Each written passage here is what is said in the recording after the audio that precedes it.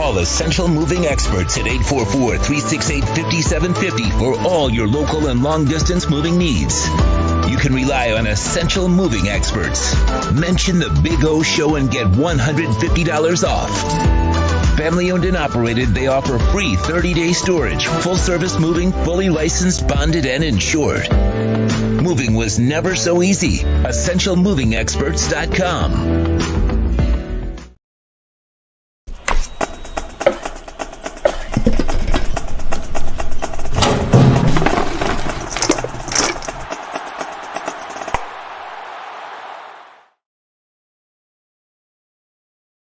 Welcome to Red Light Therapy, a revolutionary technology perfected by NASA to aid in muscle strengthening and recovery.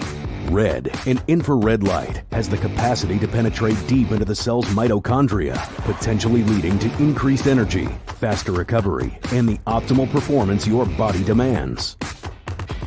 Train, fight, recover.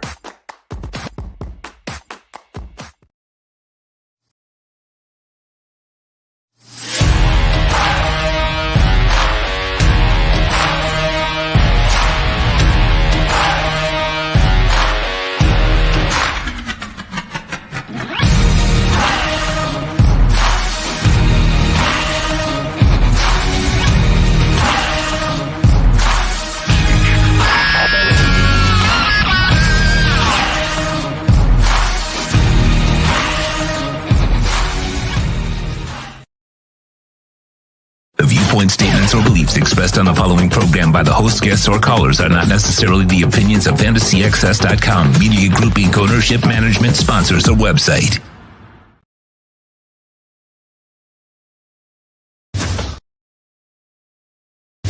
When it comes to South Florida sports teams, very few in the media have witnessed, lived, and covered it like the Big O.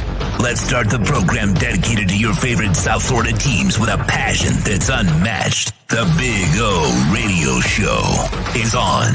Here's the Big O. Hey, welcome aboard, ladies and gentlemen. Coming to you live from beautiful Hialeah Park. Yes, sir. We're locked and loaded and ready to go on a beautiful Monday. Normally we're here on Thursdays, but tomorrow we leave to the NFL Combine.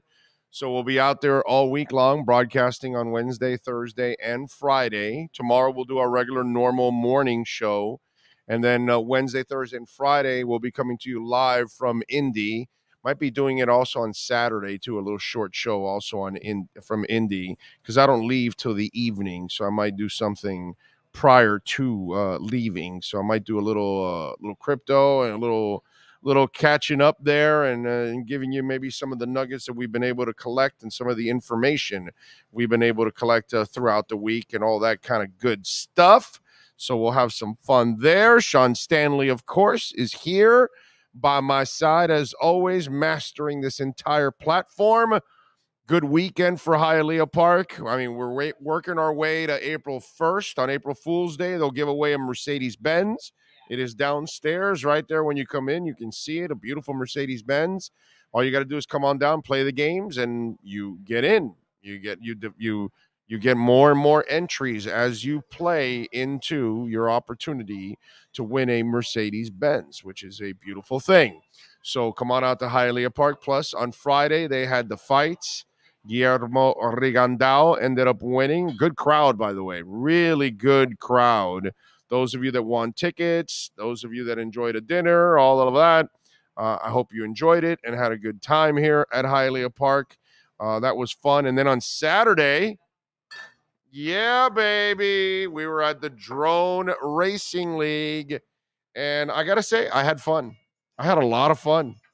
It was cool meeting some of you out there that, and by the way, I don't mind you yelling at me, hey, oh, hey, whatever, and all that good stuff. Don't be shy, because sometimes I saw you, but I didn't want to approach you. And I'm like, yo, man, come on, just come on over. I'd love to meet the people that make this show happen, right? The reason why we're here every single day, the reason why we're going to go to the Combine.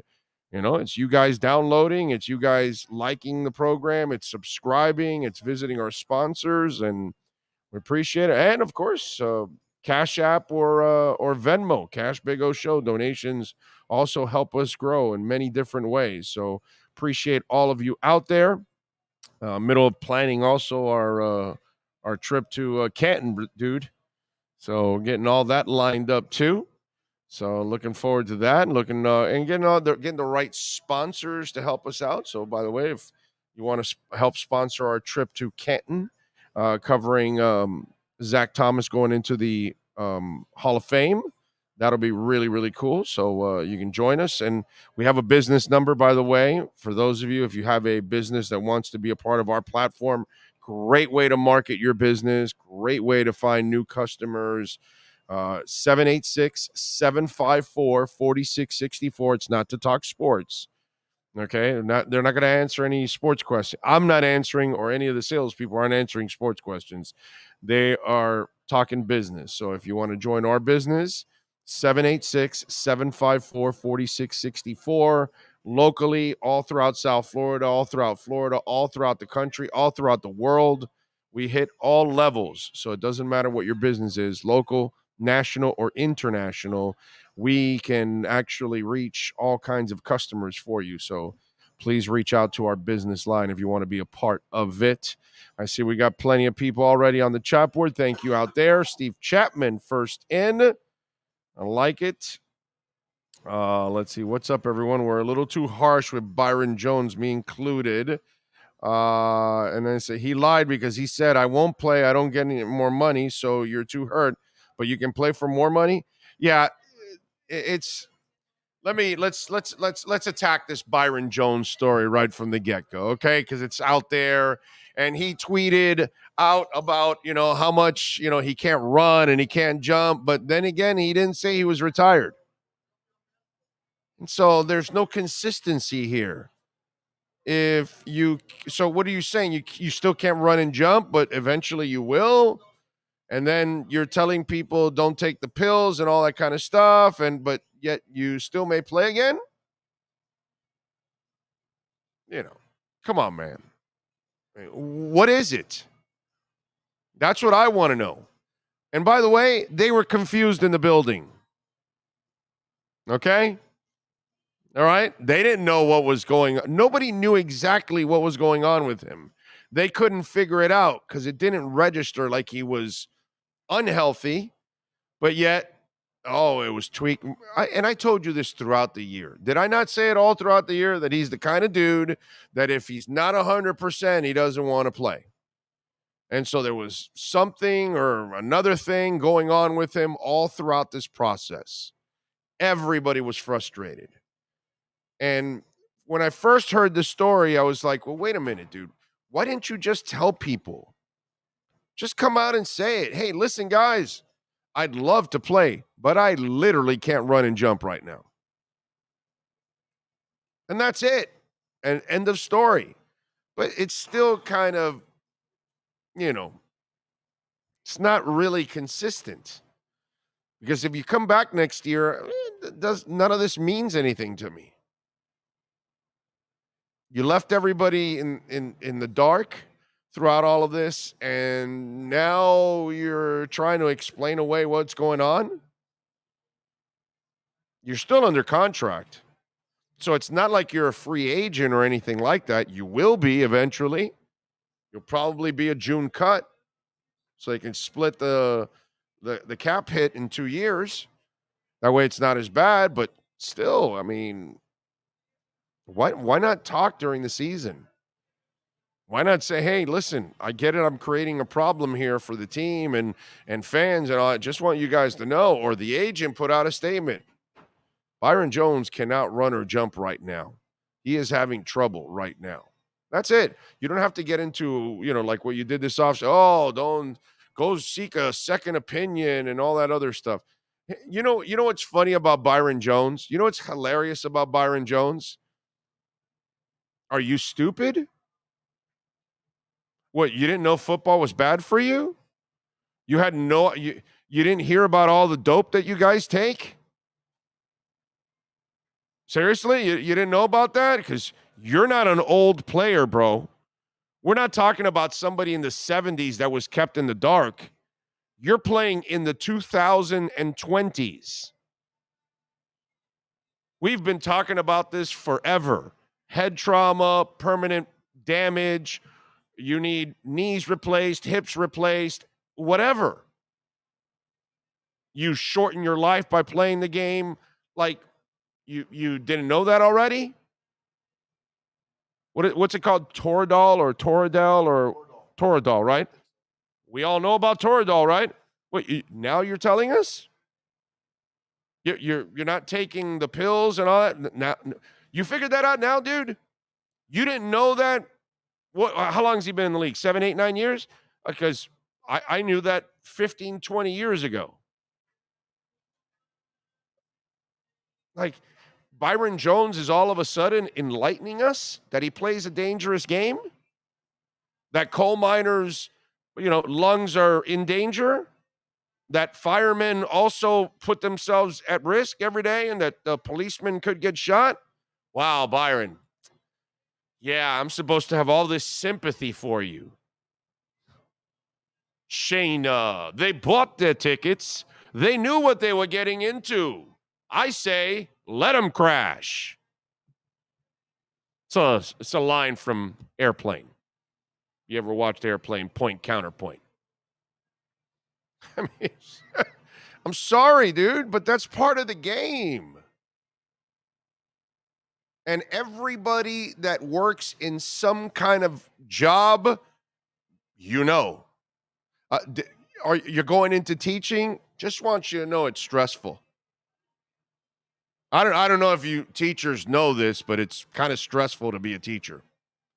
It's not easy to handle 200 kids a day. Not sure.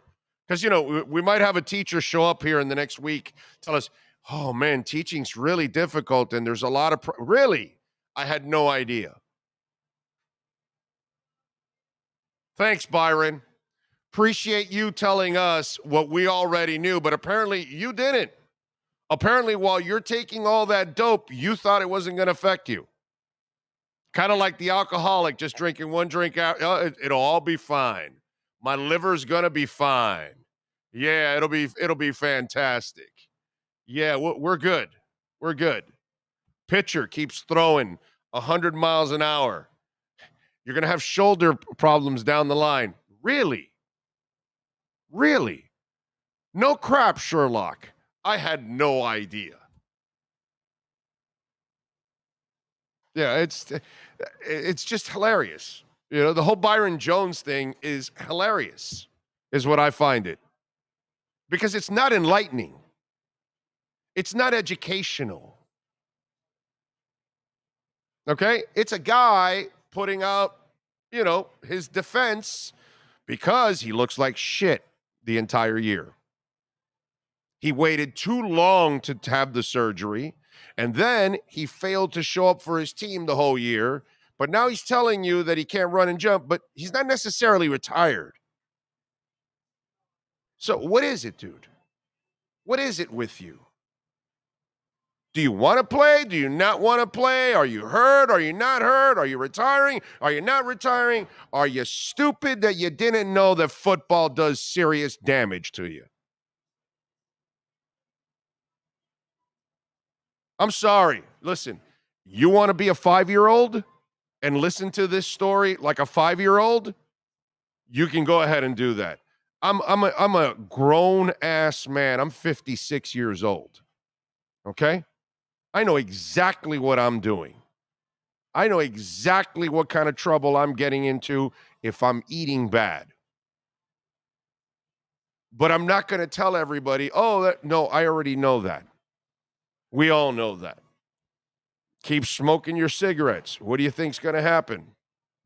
Good chance you could get some emphysema or something, or have some trouble breathing, or God forbid, cancer.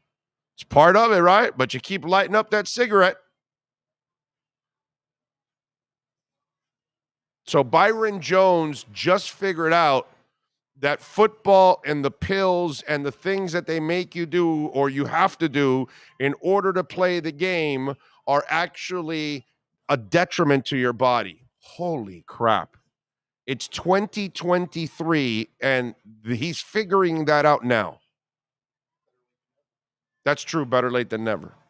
That is true. So if you want me to buy this, I ain't buying any of this. This is a load of garbage, is what it is. Don't tell me about what you're going through, bro. I know what you're going through. I've seen it all the time. I watch Earl Campbell. He's in a wheelchair. I can tell you hundreds of stories of guys post-football. Their lives are destroyed. They know it. And guess what most of them will tell you? I'll do it all over again. I'll do it all over again. I'm sure wrestlers. So wrestlers going to come to me and say, oh, no, this is a really dangerous sport. Really? No shit. I wouldn't imagine diving from a 15-foot ladder and throwing your body on the floor there, flat out, your back and all. No, of course that's not going to be a detriment to your body.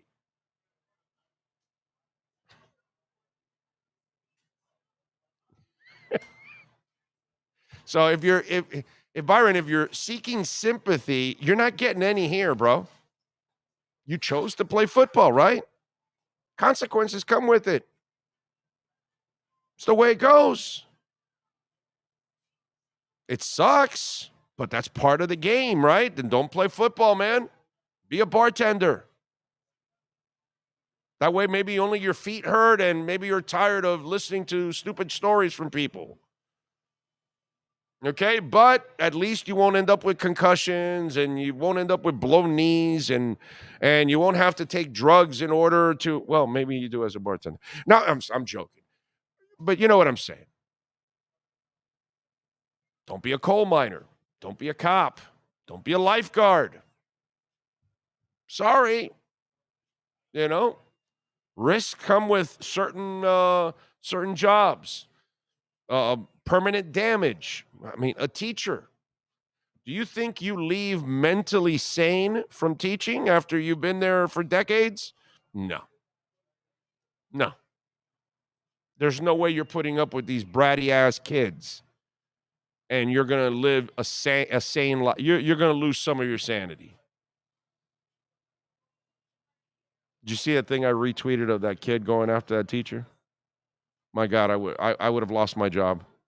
I would have beat the crap out of that kid. There's a reason the kid went after the teacher. Right, of course. Of course. Yeah. I would have beat the crap out of that kid, lost my job, then go find his dad for raising a turd. I would have waited for the meeting, and I would just beat them both. Yeah. Because they're going to call you into the office, right? Right. The principal right there. Just do it right there. Yeah, right that there. way everybody can't run. They're right in the little They're area. right there. Done. They're right there. Beat the crap out of that kid and his dad, especially the dad. Oh, beat the crap out of that dad heavily. Wow. Let's see. Big O, Reason brought up an interesting point yesterday. Byron's comments are true. Why he was not put on the IR early on makes no sense. Well, he was on an IR. Remember? He was on the IR. But then they never took him off for the 2-3 weeks to start practicing, is what it was. But trust me, dude, I've been telling everybody for all year long. They were just as baffled. You get no sympathy here with that, you know. And you're trying to throw a curveball. Like a buddy of mine called me. Oh wow, dude, he's really hurting, and and the drugs. And I go, yeah, so what? Big deal, bro. That's all players. You think Jason Taylor walks around like with no problems? Just because he looks like a GQ model doesn't mean his body's 100%, dude. Zach Thomas looks good. I bet he's got some aches and pains from the game. I'll never forget back in the day, it was Fort Lauderdale Stadium at the time. Mm-hmm. This is how long ago it was. Ric Flair, they brought him in, they wheeled him in a wheelchair. Whatever they did, of course, back in those days, whatever. Then he went out and he wrestled for 60 minutes, and when he left, he was back in the wheelchair. And would he do it all over again? He's still trying to do it now. It's just nobody wants to pay him. But my point is, he'd do it all over. Like again. All these football players, they're all messed up, and they wouldn't change a thing. 99% of them will tell you. Maybe some guy that was a backup to the backup got all screwed up and maybe didn't enjoy it. But all the guys that won and starred and all that, and they would do it all over again. So Byron, please, bro. I mean, what am I learning from you? You didn't know you were actually taking risks? What'd you think? You were going to play football and walk away perfectly fine? Did you ever listen to Doug Whaley years ago when he was a GM for the Bills? And he was the only guy in the NFL that honestly said it like it's supposed to. The human body is not made for football. And they made that dude disappear quickly. So go get sympathy somewhere else, dude. Give me a freaking break. You know how many people can't run and jump after they're done with football? Welcome to the club, Byron Jones. Welcome to the club.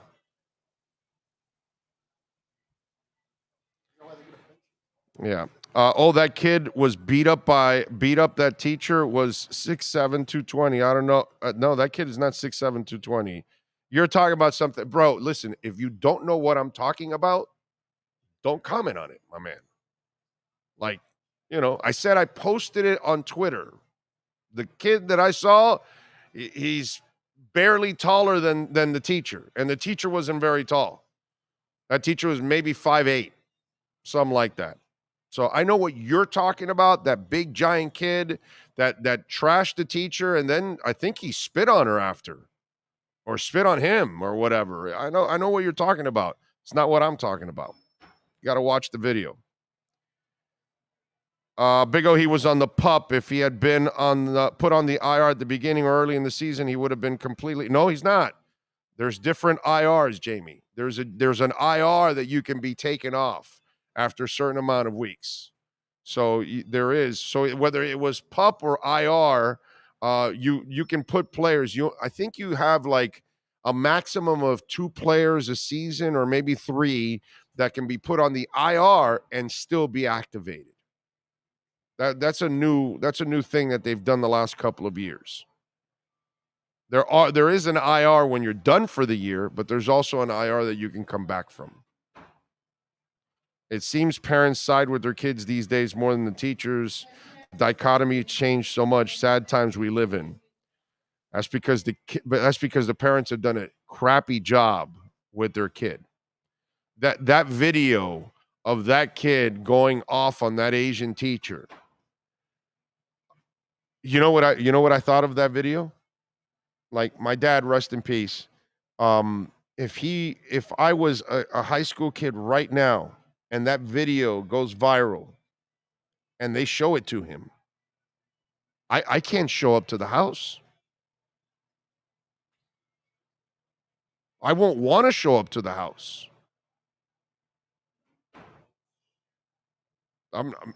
That's who I was afraid. That's the problem with these kids now. They're not afraid of their parents anymore. And so they do whatever they want. And these parents allow these kids to act however they want. That was a disgrace how that kid acted. It's IR, designated to return. I have 21-day window to act. Right, exactly. That's it. They can be out for several weeks, and then you have a 21-day window for them to. But it never got to that point with him. They never got to activate that 21-day window so he can start practicing to then fully activate him. So then he ends up done for the year. But they had him in the IR in order to bring him back, is what they had him on. Orlando, there's a timeline. It goes like this. Dolphins tried to sign J.C. Jackson to replace him. He got wind of it and got surgery to guarantee his contract. Nah, I don't think that's the case. And by the way, the J.C. Jackson thing would have been a disaster. So, no. It makes no sense, Nelson. Whoever told you that, that's a complete lie. You can't pay Byron Jones. You just paid him. And you just actually worked out a bonus out of that salary to guarantee more to free up. So it would have become an even worse cap hit. You can't have Byron Jones, and J.C. Jackson, dude. That doesn't fly. That doesn't. That's like the idiots are. Oh, they're going to go get Deebo Samuel. No, they're not morons. They've got to pay Waddle, and they've got Tyreek already, and they're paying him a lot of money, and they just signed Cedric. So of course they're not going to trade for Deebo Samuel and pay him. But people come up with stupid stuff like that because it doesn't make any sense. And so J.C. Jackson, you can't sign him when you already have Byron Jones and X under contract and you're locked into those deals. They're not expiring contracts. So that makes zero sense, Nelson. That was a flat out lie, misinformation. Whoever reported it was dead ass wrong. Okay? Just like the whole Deebo Samuel. Again, a bunch of you idiots last year were in the offseason. Oh, no, they're also going to sign Deebo Samuel. Yeah, no, of course. They can sign everybody. It's this silliness that fans have, like they think it's an endless checkbook. And you can just, no, let's just put on 3 corners making, 15, 20 million a year. You can't do that. They don't even have 2 top receivers yet because Cedric's getting paid, but he's not getting paid like Tyreek and like you're going to pay Waddle. So you got to make sure you got to be prepared to pay Waddle.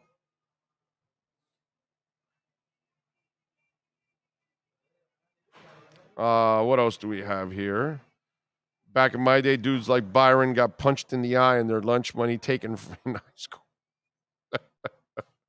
Oh, what's harder, being a teacher or a cop nowadays? Both are impossible.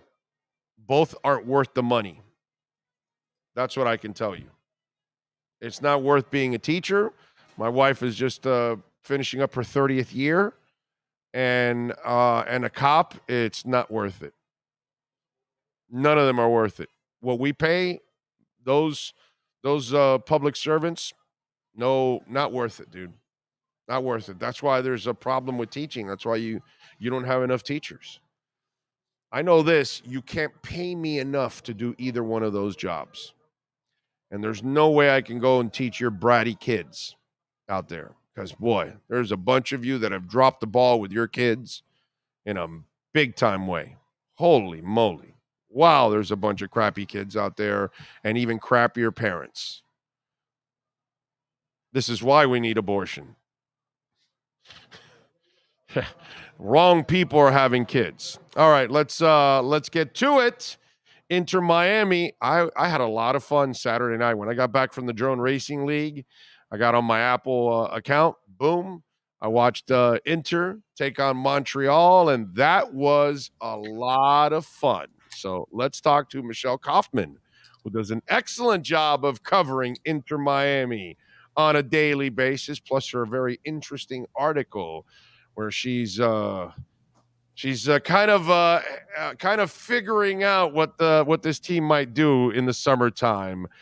Good afternoon, Michelle. Thank you for taking some time and joining us. Sure. How are you? Excellent. That was a lot of fun on Saturday night. They were attacking. They were the aggressive team. There were a lot of opportunities.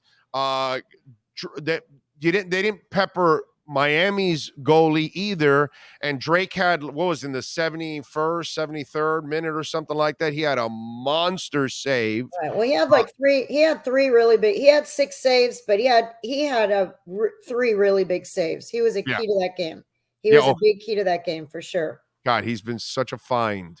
It's just been, that's why they just signed him to a new contract. Exactly. I mean, it's just fantastic to see what Chris Henderson is already doing, with the team, because the talk was kind of, even from Neville, hey, we got to kind of find our footing and, kind of get the chemistry going and all that. But, for a first game, I thought that was a pretty good game that they put together, and it was an entertaining game too.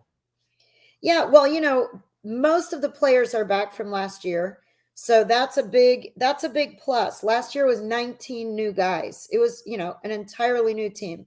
So this year, most of the players are back from last year. They really do have a very, very good culture on that team. I mean, I can tell you, they have fun. They play basketball before practice. They have shooting contests. I mean, they really do seem to enjoy each other. It's a good locker room. And then they brought back, Pizarro, was talking to us after the game, and he said, this is a completely different atmosphere than I left. And, he loves it. He's so happy here. He thinks this is going to be their best team in 4 years. I agree. And, Gonzalo is gone and Pozuelo is gone. Those are two really big losses. But they believe now the big concern is that Leo Campana is injured now with his calf. Again. Yes. And that's a concern. He may be out a few weeks. And, he's been injured already last year, and he's very talented now. That's it. In a short career, all I can say about Campana is a lot of potential, but man, he's a sack of injuries. That guy can't stay healthy. Yeah. Amazing. So that's got to be a concern. They brought in Joseph, and the idea was that Joseph and Leo would be, two forwards playing together. They made all kinds of plays and plans for the game on Saturday. And then at the last minute, they had to switch it up, and they started Coco Jean, and he did fine. But, they really do need Campana to be healthy, to be as good as they hope to be. Without him, that's a big loss. They have other players, but that is a loss. But, yeah, overall, the team is an attacking team. I don't know if you watch Negri, the left back, but he loves to push up. I mean, he's practically like a left wing who plays defense. But and then the one that everybody's excited about, although didn't show as much as, I think he will show, is Nico Stefanelli. He's a very, very good player. He's going to be the designated playmaker this season. I think he's supposed to sort of take the role of Pozuelo, and he has very good vision. He's very energetic. He's super smart. He's a great student of the game. I've talked to him a few times, and he's got a really good soccer mind. He's paying a lot of close attention. And then in the back, you've got the Ukrainian badass. I don't know what else to call him, but Christoph, that guy is just no nonsense. And he ended up scoring, which was unexpected. But he's really a tough guy who everyone says, his teammates say that he's a great positional player. He's always in the right place, and he's always telling everybody else where to be. So he's been a good addition also. And, it'll be interesting to see. It'll be interesting to see what happens. And then, what's going to happen in the summer? Wait. We'll get to that fantastic story. Let me talk a little bit more about the team. Tell me about this Borgelin character. Oh, yes. Well, he's a really interesting guy. That dude looks like that dude's well put together. Like, that's he's 6'5". Dude, he's 6'5". Yeah, he's 6'5", 21 years old. He's local, North Lauderdale. He's Haitian American. His father is the mayor of North Lauderdale. Okay. His father was the first Haitian elected mayor of North Lauderdale. I believe the first Haitian elected mayor in all of Broward County, of any town. So his father made history in November. He was named he was elected the first Haitian mayor. He was born in Haiti, came here as an orphan. His father, he has a really interesting story, and has made his way to mayor of North Lauderdale. And a few months later, his son was signed as the first Haitian American player on Inter Miami. He was in the Philadelphia Union Academy. He grew up in North Lauderdale, played around here, and then before Inter Miami existed, he went up to Philadelphia, played in their academy, and then came back here to be with his hometown team. And he played on the reserve team last year, and he scored like almost every game. I mean, every time he was in the game, he scored. And Phil Neville and David Beckham, who were at all those games because their two sons were playing on that team, they really, really liked the kid. And so in January, they signed him to a full contract with the first team. So he's a really promising young player, 21 years old, who's local, North Lauderdale. And then there's another local. What I like about him is I think he has the potential to actually be a good two-way player too at the same time. Uh-huh. We had a guy with the Strikers that was Jamaican, and I forgot the guy's name now. I'm brain farting because I was just thinking about him now, and he reminds me of, and he was like a truck, Mm-hmm. and people would fall off of him when he was, getting either on defense or on offense. And this young man, I kind of see the same thing in him, that man, he is a force. You know what I He's mean? big. He's really big. Yeah. Yeah, and I know in that goal it was a whole bunch of rebounds and all that stuff. Right. Again, which I love the aggressiveness of the team. They were ready for a rebound. They were ready to attack again. And Borgelin, I think he got it on his second shot, if I remember. He did. He took a shot off the rebound. Lassiter took the shot. Right. It went off. Then he got the rebound, and then he shot it, and it was saved, and it came back out. And then on his second try, he made it. Right. Yeah. And so, but I really like what I saw from the kid. I'm trying to remember the Jamaican player's name from the Strikers. That was just, he was a beast, dude. He was just a strong individual. I forgot his name now, but that kid really, and again, you start to look. Here's the other thing I got to ask you about. Phil Neville. My God, we got to give this guy, with all the crap that came in at the beginning. Oh, well, he's a women's coach. Can he adjust and this and that? And then he inherited such a disaster that first year. And then he had to kind of crack the whip with Higuain. And he ended up taming the tiger and molding it back to the right way. And he kind of won his team back over. And then what he's doing now with Chris Henderson and how they've turned over the roster, and then the chemistry that I saw on a first night, I don't think we give Phil enough credit for what he's done since he got here, actually. Right. Well, I've been giving Phil credit. I know you have. I know you were first off saying he needed a contract, like him and Henderson needed it right away when last season ended. I remember that. Yeah, no. I said that they deserved a contract whether or not they made the playoffs. I said, because I've seen the transformation. I mean, the spirit on that team, the togetherness on that team is really, I mean, it is palpable. You just see it. And he got the best out of Higuain. I mean, I thought Higuain was on the verge of quitting, of retiring, of saying, forget it, and then he comes back and scores 16 goals. That took some guts for him to bench him. He was the DP. He was the big deal.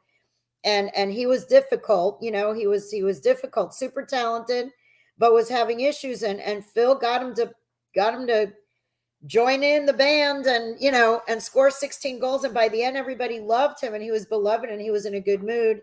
And now he's brought back, Pizarro, who left kind of on a bad, not a bad note, but he and Higuain never really meshed, to be honest. He didn't fit.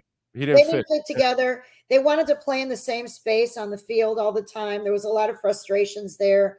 So now that Higuain is gone, Pizarro seems much freer and happier. And Phil is very excited about what he's seen from him. And I think he's done a really good job of bringing the group together, and Chris Henderson of finding, he's gone to Ukraine to find this defender. He went to this guy, Stefanelli, I think really is going to be good. He's an Argentine, but was playing in Sweden. And and then Borgelin, this young kid. And there's another kid, if we're talking about locals to watch for, they also signed, I think he's 18 years old, a local kid from Key Biscayne named Benjamin. They call him Benja. He's also Argentine, Benjamin Cremashi. And he's a, really creative, confident midfielder / forward type player, also an attacking player who's very, very young, but Phil loves him. I mean, Phil just raves about him every little time I've chit-chatted with him about him. So he's someone else to watch for. And by the way, I love Bryce Duke. Yeah. That kid comes off the bench with and it's fire and he's like a little bulldog. He is fearless, dude. He's fearless. He is fearless. He's fierce, and he's so hungry. I mean, I know he wants to start. I'm sure he thinks he should be starting, and now they bring in the Stefanelli guy who's now ahead of him, and Pizarro is back, and he's super, super hungry. So when he goes in, he goes 100 miles an hour. I love him. I love watching that kid play when he comes off the bench. It's just, you can see it's a better team now, and I know it's only one game and I get all of that, but I've watched the improvement from 2 years ago through last year. And now, you get an opportunity to start strong. And listen, it doesn't get any easier. Philadelphia, what would they win? 4-1, 5-1? They won 4-1. And by the way, the brace was scored by Julian Carranza. Right. Julian Right. Carranza is now one of the top strikers in the league, and he could have been on this team. Yeah. They let him go. Yeah. Oh, I mean, who knows? Sometimes It's a different system. It worked for him up there. yeah, sometimes sometimes you can't blame it on the player, or maybe it's the system or whatever it is, and it's just wrong place, wrong time. And listen, the good thing is this franchise is now headed in the right direction.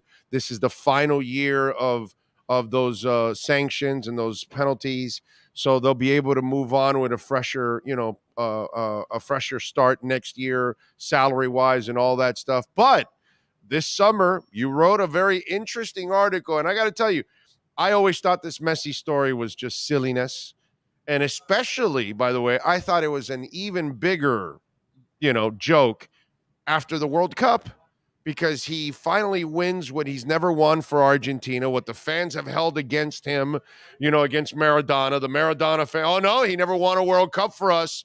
He can win all the clubs and everything else in Olympics, but he's got to win the World Cup, and he finally won the World Cup. Yeah. And then I'm thinking, you're playing at this high level, somebody in Europe is going to step up. Here's, the Arab nations are giving, Cristiano 100 million. They're offering him 200 million a year.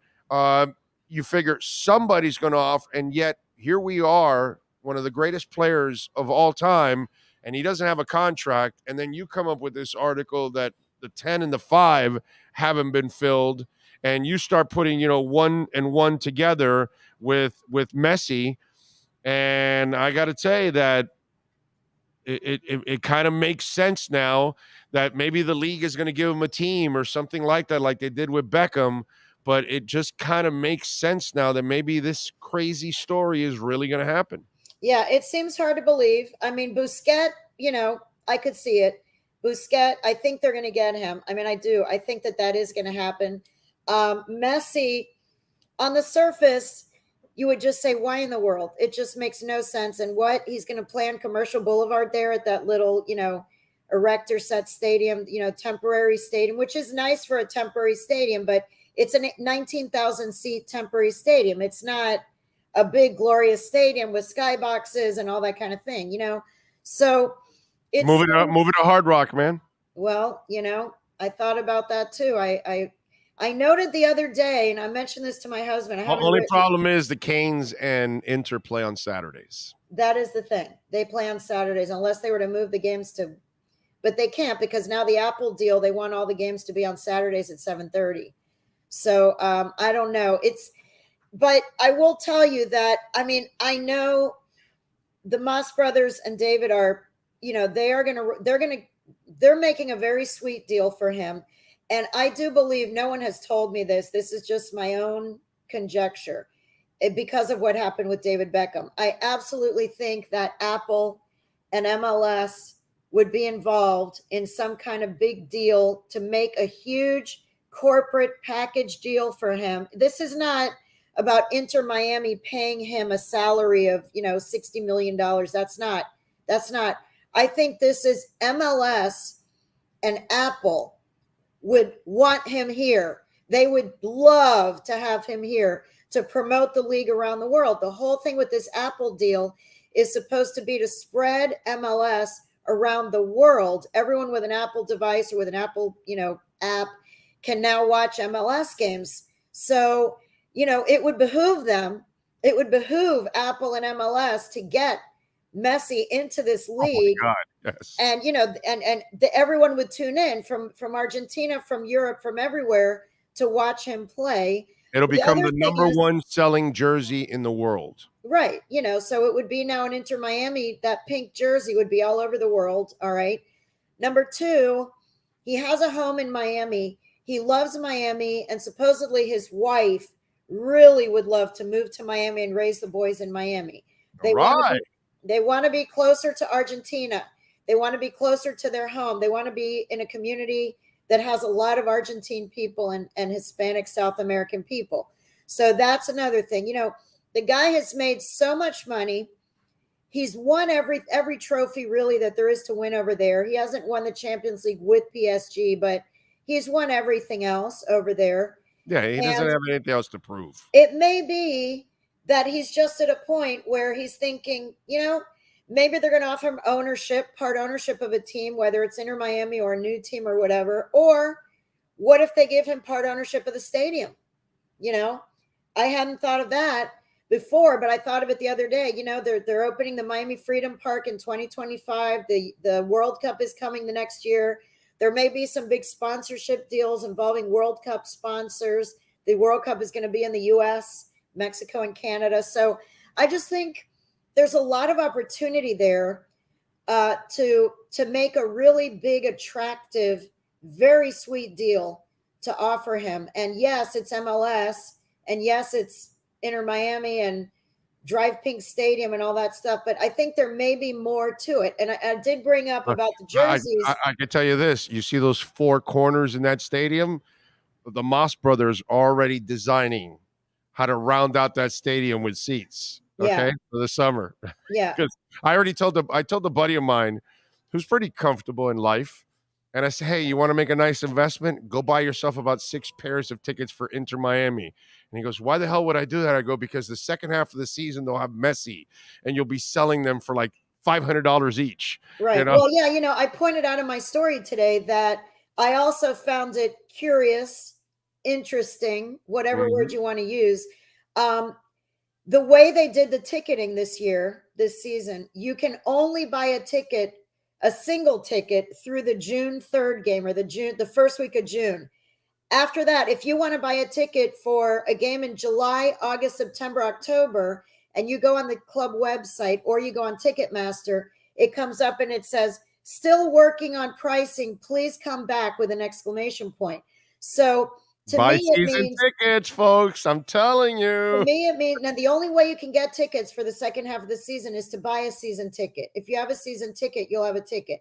But if you're going for individual tickets, you can only buy at the current prices from now through the beginning of June, which to me is setting it up so that when and if, I'm not saying it's 100% going to happen. I'm saying that if it happens, but they're setting themselves up. They're setting themselves up. In case it happens. If it they happens, have to be ready, and they have to maximize. Yes. And by the way, I'm telling you, they're going to put stands in those corners. Yeah. Because that's probably another 8,000 seats that they can put.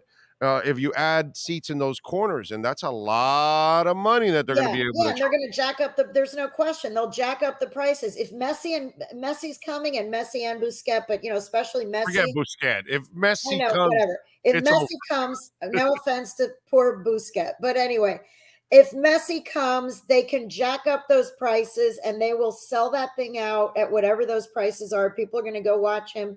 He's going to be all over the Apple app, all over the world in that pink jersey. I mean, that's the dream. No offense to Jimmy Butler.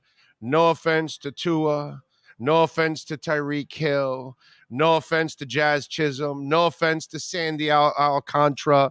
Right. No offense to Barkov. No offense to Kachuk.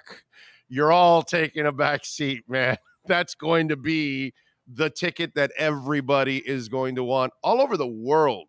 Yeah, I'm looking here. I just looked right now. Florida. People are going to come to vacation to then watch also a Messi game. Right. Listen to this. So I just looked it up real quick. Leo Messi, you know how many followers he has on Instagram? 11 million? 434 million. Oh, 434 million. Wow. That's crazy. 434 million. Let's compare real quick. Jimmy Butler. No, let's remember the number. 434 he has million. More followers than all the teams and their stars combined. Combined. Yes. Okay.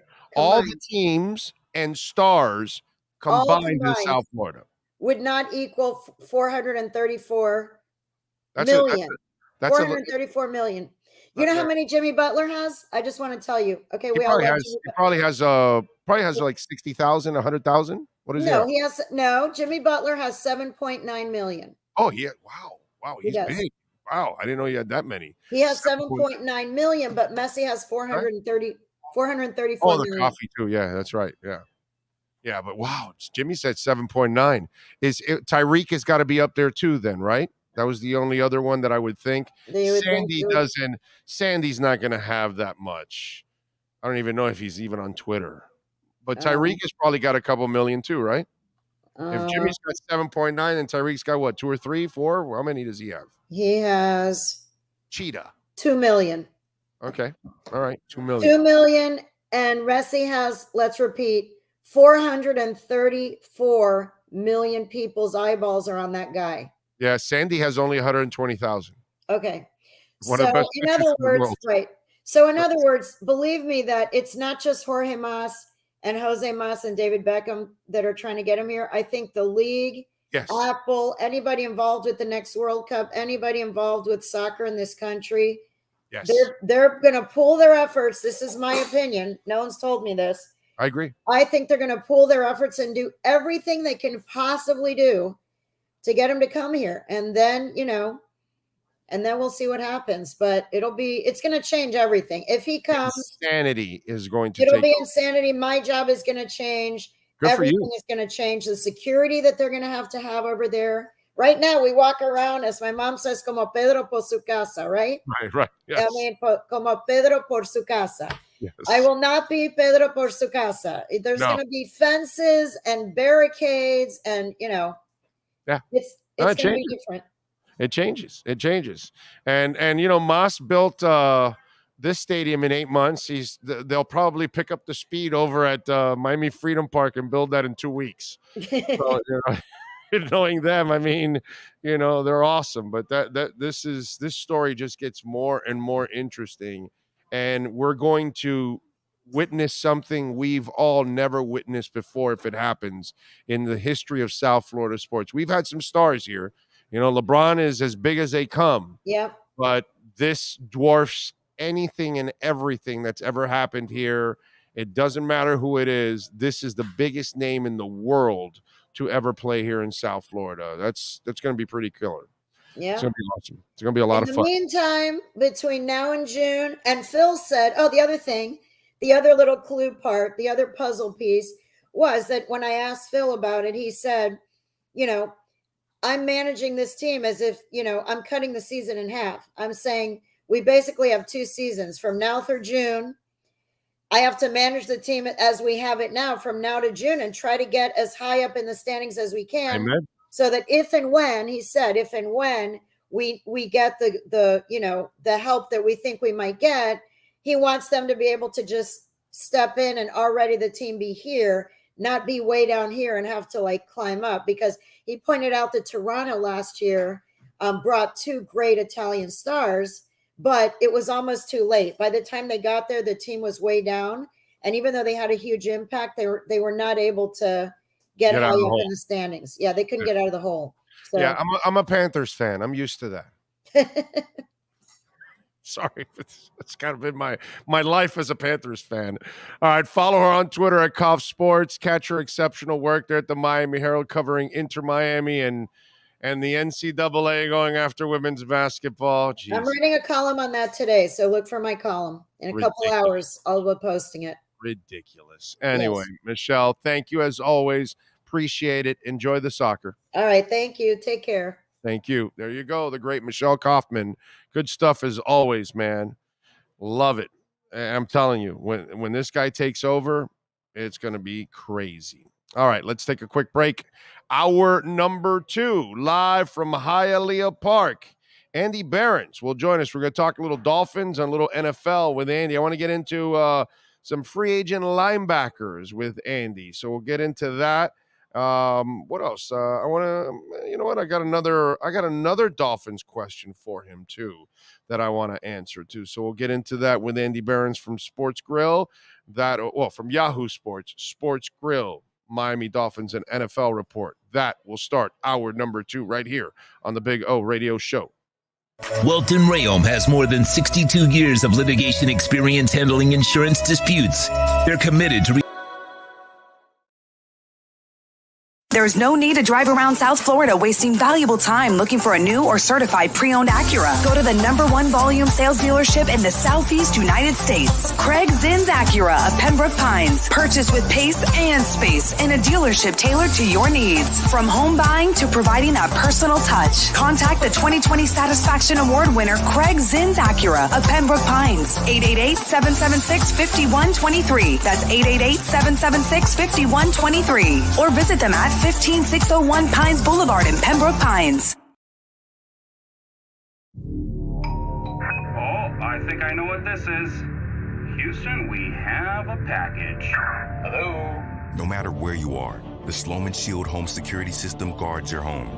With next-gen perimeter protection, 24/7 monitoring, and interior motion sensing. And right now, get a free Sloman Shield security system and doorbell camera, all professionally installed, for free. Shield your world, the Sloman Shield.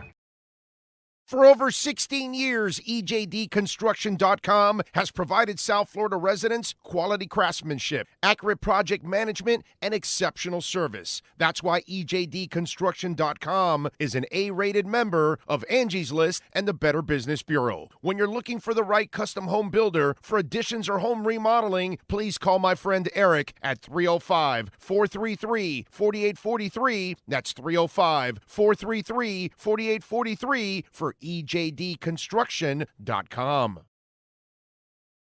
When you move, you need a reliable company led by passionate folks, eager to assist its customers during a transitional process that needs to be smooth.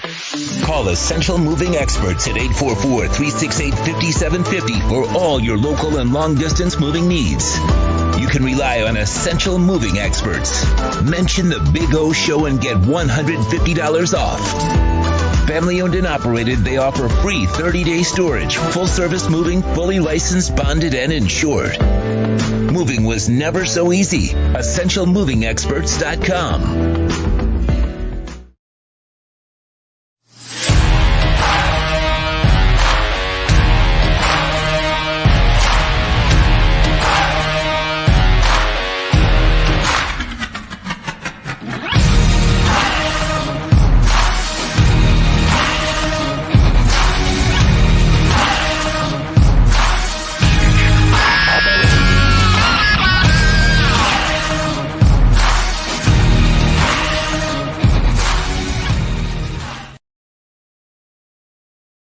Statements or beliefs expressed on the following program by the host, guests, or callers are not necessarily the opinions of FantasyXS.com, Media Group Inc. ownership, management, sponsors, or website.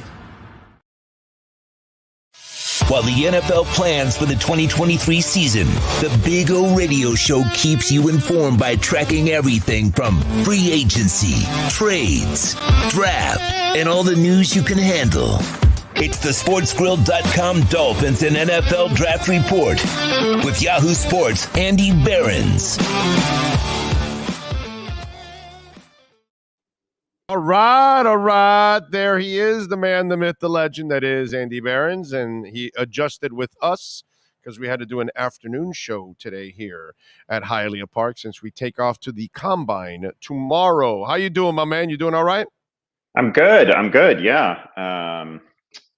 Traveling over the weekend. I was in Boston. That was kind of exciting. My daughter had a track meet. That was fun. So I'm back.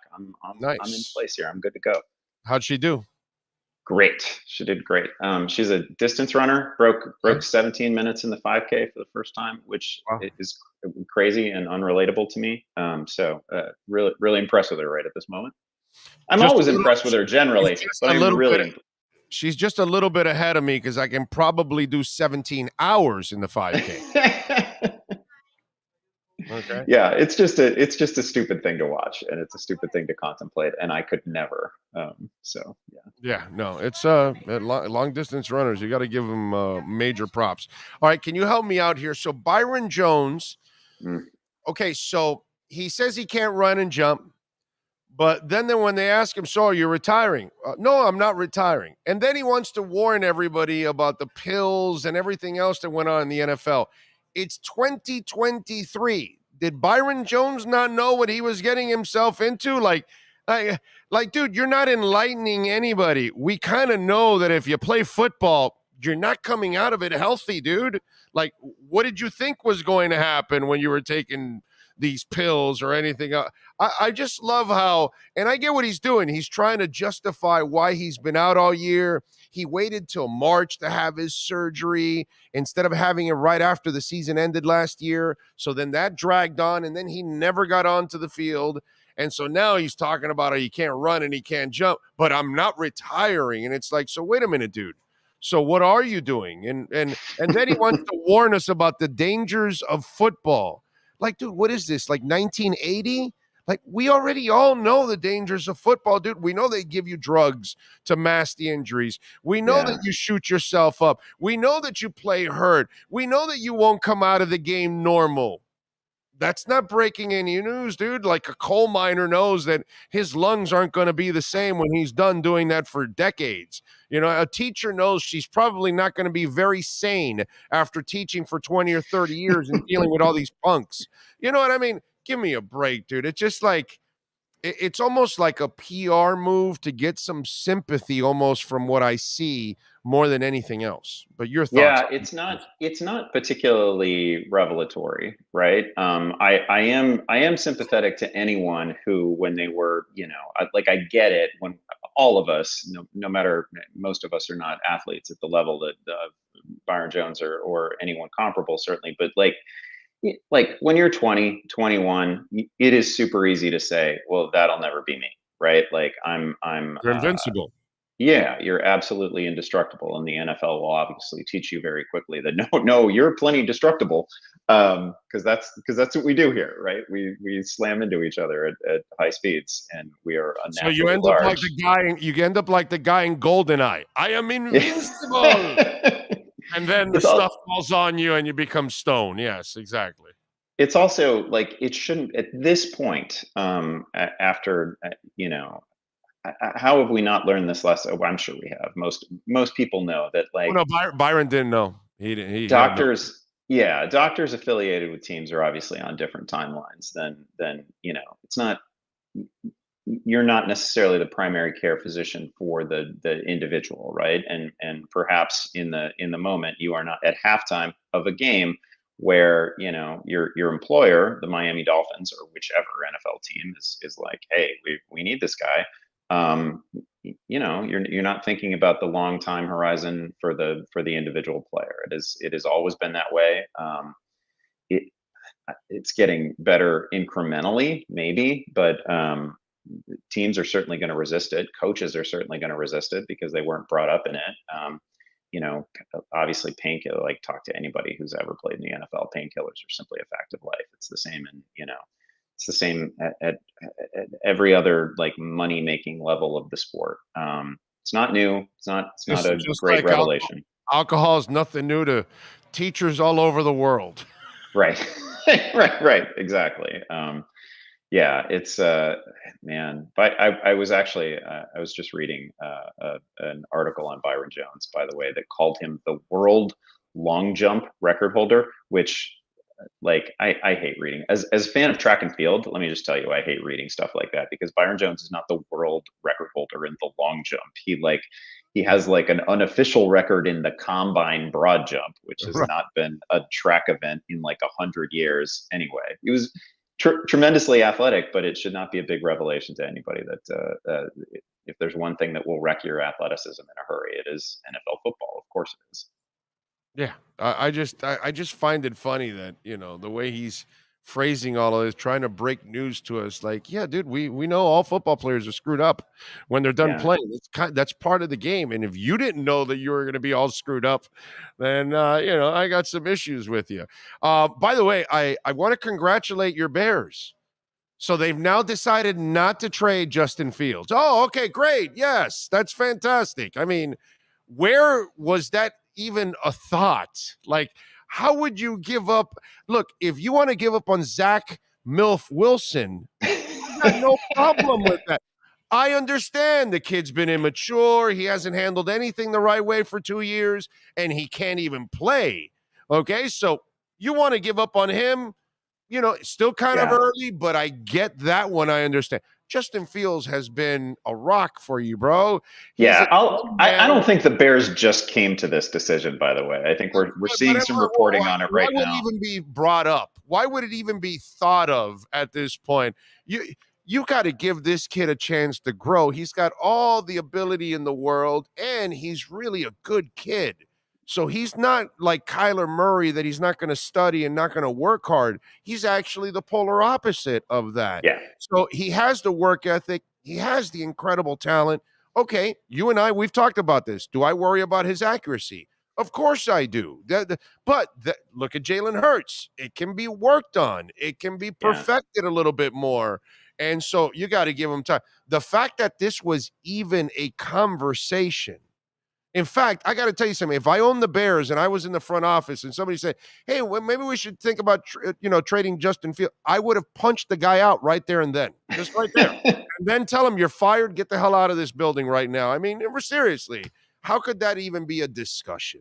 Yeah, number one, he has athletic traits that can't be taught, right? And probably can't be found in this particular draft. Maybe the Florida kid, right? But there's just not a lot of places where you can find the level of athleticism that Justin Fields has. You've also invested multiple years in him now, so you can't just like shake the Etch-a-Sketch every 2 years and say nope, starting over because we found another like shiny toy, right? You can't do that for a team that can't find quarterbacks for decades. Yeah. And you can also easily imagine, I don't know that premier receivers right now are going to be lining up to play with Justin Fields, but you can certainly imagine Justin Fields as the centerpiece of a team that dudes want to play for too, right? That is pretty easy to see. He's by absolutely all accounts, incredibly hard worker. Say whatever you like about it. The sack rate was terrible. Well, that's part of young and running quarterbacks. Right. They got to know, as Kenny Rogers would say, you got to know when to hold them. You got to know when to fold them. And running quarterbacks, that is a trick with them because they're so athletic. They always think they can make something happen. And a lot of times they end up running into sacks. That happens. A lot of the time he does make the flip side of it is occasionally he'll rush for a 60-yard touchdown, right? Because he's the most athletic guy on the field at any given time. So, and that won't last forever. And he's put himself at risk, and we can have a discussion about running quarterbacks versus pure pocket passers and all that. But he's a huge talent who has every bit the right attitude. He's been a great citizen, right? Like, I don't know, everything about him he's super easy to root for. As a Bears fan, I'm still really excited about him. I don't think it was much of a topic of discussion. I mean, if you have a scout who's just banging the table for Bryce Young or CJ Stroud, I would get that too. They're good. But I can't imagine just walking back the years that you've now spent with Justin Fields and the progressive years. Okay. Mm-hmm. Remember, that's why I brought up Zach Wilson. There's been no progression there. This has been progressive. You are getting better and better. So, like, what do you want? I expect him to become better next year. Now, if we get to the point that he can't fix his accuracy, then fine. But giving up on that kid now. Now, I will say this. This is one thing that you Chicagoans need to straighten that young man out, okay? All right? This dome shit has got to end, all right? like, yo, dude, this is why when you're in Buffalo, you want to play in the elements. This is why when you're in Miami, we want the heat and humidity in September and October. We want to see those guys sucking wind going, oh, my God, this humidity is going and sucking the life out of me. That's what you want, dude. I mean, it's like the dumbest thing the Vikings ever did was go to a dome. Right. Stupid. Why is it called the frozen tundra? Because you don't want to go to Green Bay and November and December and January because it's going to be cold as hell there. Like, that's the one thing that I would tell Justin Fields. Like, I pull him aside, yo, kid, this is to our advantage. Wear something warmer. Let's go. Suck it up. This is one of those things that becomes like a local government discussion too, right? Because there's a non-trivial number of people that want you to have, the type of facility where we can have a Super Bowl and we can have a Final Four and we can have all the stuff, but there is just something wonderful about having an outdoor stadium in the Midwest, and you get occasionally terrible conditions, but like you live in it and they don't, and it should be an advantage. In fact, it should, like, just somebody who's as gifted athletically and as fast and as quick cutting as Justin Fields is. It should be a huge advantage, like once or twice a year when you get in a snow game or you get in one of those monsoons that we will occasionally have by the Great Lakes. Great point. Great point. Should be an enormous advantage. By the way, Chicago and Buffalo should build a dome. They should, but a retractable one. Because what you do, because the stupidity of this is you do have to build the dome if you're in those places, because this is what I'm going to tell you. So you have a snowstorm going on, right? But you're still going to play the game. Okay, so you have it closed until like 15, 20 minutes, half hour before the game. You open it up, let the elements in. That way your stadium is not snowed in by 15 feet of snow and you got to shovel it all out. This way you protect it, and this way you can have other events. You can do other things and hold other events because you do have the roof. But if you're Buffalo or you're Chicago, you unveil the roof, you take that thing out, you open it up half hour prior to games, no matter what the elements are. And that's it. What a moment for fans in the stadium too, right? And we've never seen anything like that, really. Like, imagine it's 5 minutes before kickoff and you're comfortable in the dome and the opposing team is comfortable in the dome, and then all of a sudden that roof starts to come back. Oh my God, that would be so exciting. Exactly. And then the elements come in, and then the Bears and the Bills are like, okay, this is what we practice in. All right, we're good. And then the Dolphins and the Falcons and the Texans and, the Cardinals, and we're all freezing our asses off going, God damn, this place sucks, because that's kind of the way it's supposed to be, just, come on, kid, play to your elements, man. All right, let's get to the Lamar Jackson talk. Would you give him a fully guaranteed deal? Along a different timeline than the one that he's looking at, I think I might, but I don't think it's reasonable for any team to give him everything he's asking for. This is one of those tricky conversations because, the reported offers that Baltimore has made, I don't find them shocking. I find them really reasonable and fairly generous, right? Yeah, but he wants fully guaranteed and more money than Watson. Which I also like. I respect what he's doing, and we talked about this before. Like, I get that somebody along the way is going to have to sort of lead the charge for NFL players to get more guaranteed money. It's wild that we're in this situation where the sport where they are at the greatest risk, and we talked about it with Jones and what he's said. Like, yeah, you really are at the greatest physical risk, and you have the least a percentage of guaranteed dollars. It's troubling. I would want all of it if I were Lamar, but I can't believe that they can't find a compromise position here, because I think that what Baltimore has apparently offered seems pretty in line with every contract except for Watson's. I would like to think that we'll see where the numbers come in for Jalen Hurts, who by the way has now taken a team further than Lamar Jackson has. Lamar can rightly point to, and he's become a better passer than Lamar. Let's be honest. Yeah. Please. Oh yeah, with much better weapons. We'd like to see Lamar Jackson with an AJ Brown, with receivers of the quality of Philadelphia's. But Jalen Hurts has already been the best player in a Super Bowl, arguably, right? So maybe those contracts shouldn't be exactly the same, because Jalen has accomplished something that Lamar has not. I've seen him get better at that area in passing than the other guy. Oh yeah. I'm sorry. I've seen the other guy overthrow receivers all the time, and it has nothing to do with their names. They're wide open, and if the number ultimately comes in for Jalen Hurts and it's not, and there's a lot of non-guaranteed money in that deal. If there's something like 130 million guaranteed and an equal amount that is not guaranteed, I don't know. That doesn't seem outrageous to me. But it's just the problem is the Watson contract. But you can't let one overly generous. The other complication, of course, in the Watson contract is he probably didn't want to be there, and in order to facilitate it, they had to give him all that guaranteed money. If Lamar truly wants to be in Baltimore, I can't believe that they're not going to find a compromise position. But no, to answer your original question, my offer would not be the Deshaun Watson contract. It would never reach that level either, I don't think.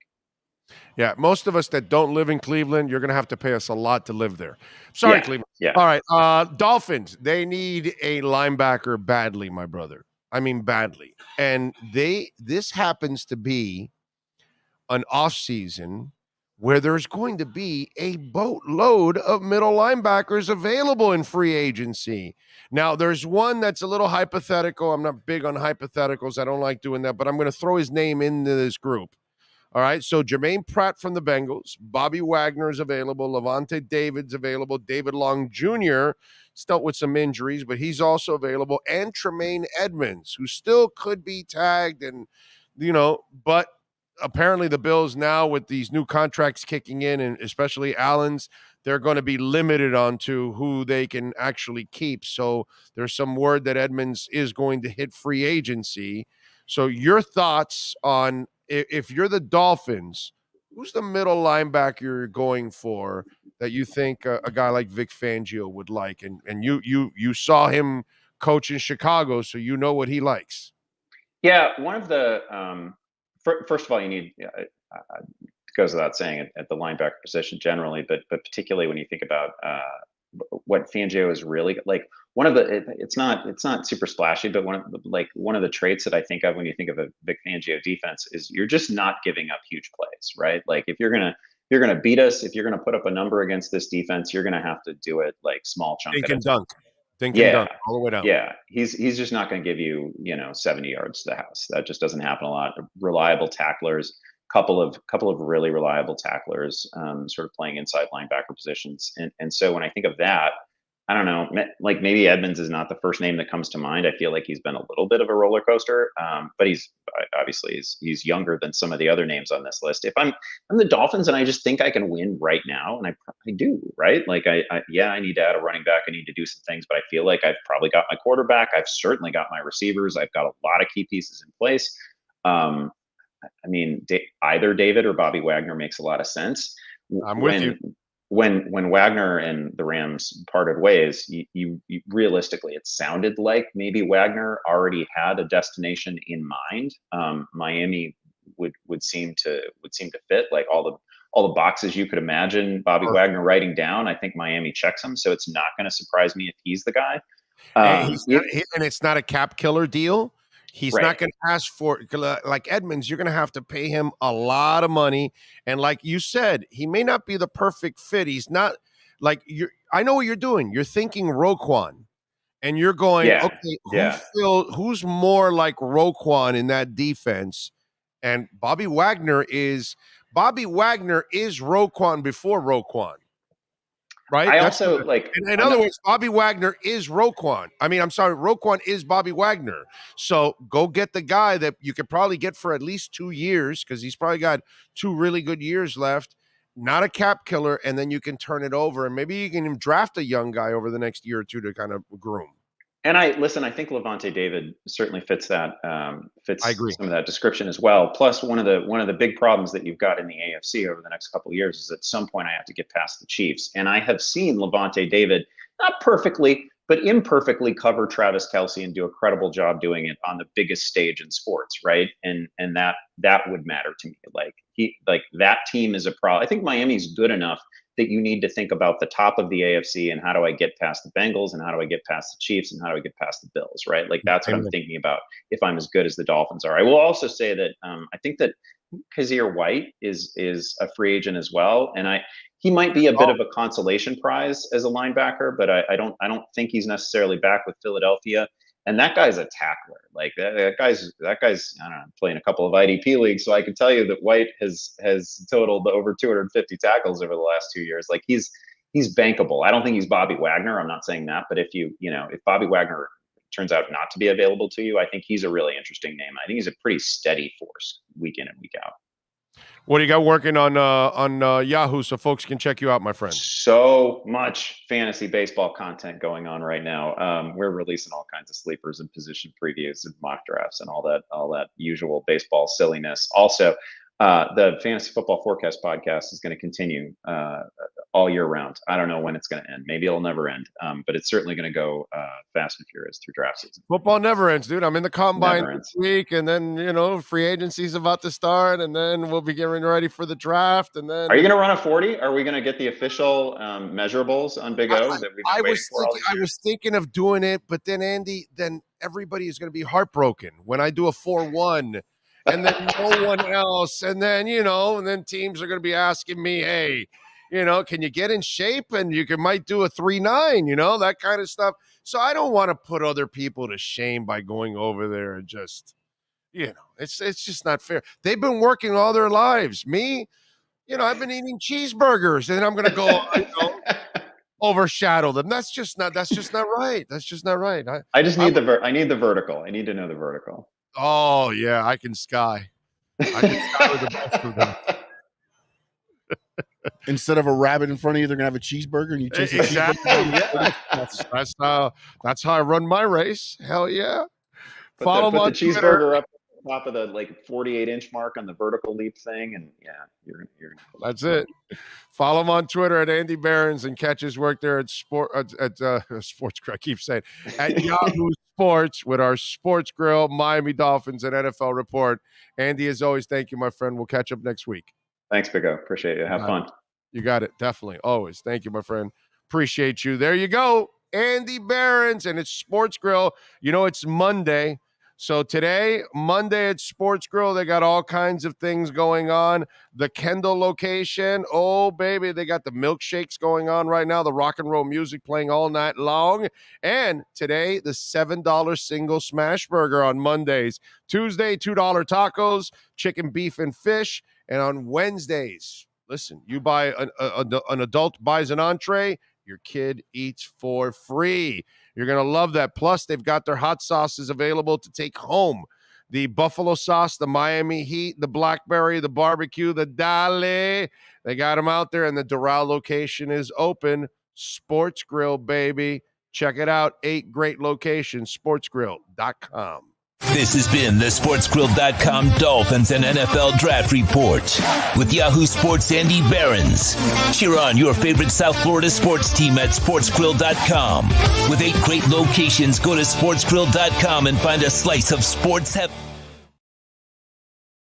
All right. Devin Jordan. But first of all, Knight, thank you for the love on the super chat. He says, Byron sounds like he's making excuses. Amen to that. Total excuses. That's why I'm not buying any of this crap from his ass. Devin Jordan, this is funny. Devin, thank you for the love in the super chat. Says, what's up, Bo? It might be time to blow up this Heat roster. This team is a crap show. Something needs to change. So I text him while I'm doing the interview. I go, I've talked about this already. He goes, oh, sorry if I just missed it. I'm like, no, dude, like weeks ago I talked about this. Okay? I told you guys that you needed to trade Jimmy Butler. I said this already. This is a disaster what's going on. This is a poorly constructed team. Spo is so good that he makes you look better than what you are. This is practically the same team from last year. They were a shot away from the Eastern Conference.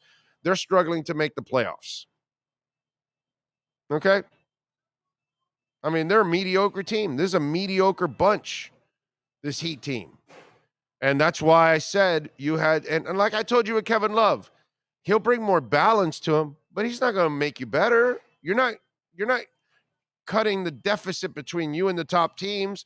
I even told you can go back and listen. I don't even think it'll mean an extra game for you. And they're 0-2 already. And they lost to the damn Hornets, bro. Brother, when you're down by 20 to the Hornets, I'm like, what the hell is wrong with this team? Thank God for Inter Miami making my weekend a little better. Because that was a lot of fun to watch on Saturday night when I got back from the DRL. I had a great Saturday, man. Enjoying the DRL. I had a great day there. And then and that was a really cool event, by the way. We haven't gotten into it, but that was a really cool event. And then I went home, and then you watch what goes on with the Heat, and then and then I watched the Inter game, which was a real pleasure to watch. But Devin, I talked about this. I've been talking about this. I love Pat Riley, man. I love the Harrison family. They're fantastic. They've dropped the ball lately. They haven't been as good. And, they give the ingredients to the coach, and the coach does the best cooking up what he has in the ingredients, but the ingredients aren't very good. And he makes them better than what they really are. He made them better than what they really are last year. He made them better than what they really are in the bubble. He made them better than what they really are at 31-10 with those journeymen. That's what Eric Spoelstra does because he's a hell of a coach. But I'm sorry, the front office has not done a hell of a job. And this is not hindsight. I never wanted the extension for Jimmy Butler. And I certainly did not want the contract for Kyle Lowry. I'm clearly on the record for that one. Just like I was for Whiteside and Dion Waiters and those silly contracts. And I never bought any of that shit that they sold the writers. Oh, these are interchangeable deals. No, they're not. No, they're not. Let me tell you something what's gone on with the Miami Heat that they are guilty of, I'm guilty of, you're guilty of, we're all guilty of. Guess what? We got to stop falling in love with our own players because we have a coach that makes them better than what they are. And guess what? Riley did the same shit. But here's the difference. You want to know the difference? Are you ready? When Isaac Austin came back and lost 100 pounds, an entire human being, and turned his game around, did Miami give him a big contract or was it the Orlando Magic? Exactly. When Keon Dooling and Eric Murdoch lost their way and came to Miami to resurrect their careers and did Miami give them the contracts or they went elsewhere? They went elsewhere. We started to fall in love with the journeymen that we watched them develop and kickstart their careers. Here's Hassan Whiteside, who's been a bum his whole life. He comes in, you give him a contract for no reason because you lifted his career. James Johnson was a complete journeyman his entire career. You go and give him a 4-year contract. Why are you getting drunk on your own players when you didn't do that before? And guess what? I'm guilty too. Not for Whiteside. But, I've gotten guilty on the Duncan Robinson thing. I understood the contract. I got it. They developed him. He was a great shooter. Okay, I get it. You're going to use him off the good guys, and he'll have a lot of open shots. Okay, didn't work. Didn't work. So what are you going to do with Strus now? What are you going to do with Gabe Vincent? Caleb isn't necessarily living up to the contract you gave him. Got to stop falling in love with the players. You're not developing a star. I get it if you fall in love with your star that you just developed. He came out of nowhere and became a star. None of these guys that we're talking about have been stars, are stars, will be stars, can be stars. We got to stop drinking the Kool-Aid on our own players. Pat Riley, the Miami Heat, they got to go back to what they used to do. Let everybody else pay them. My God, you're giving Kyle Lowry the money for what he did in Toronto. This is what Toronto was supposed to do at the back end of his career. What they've done for Udonis Haslem. But why the hell are you rewarding Kyle Lowry for what he did in Toronto? Because he ain't doing shit for you.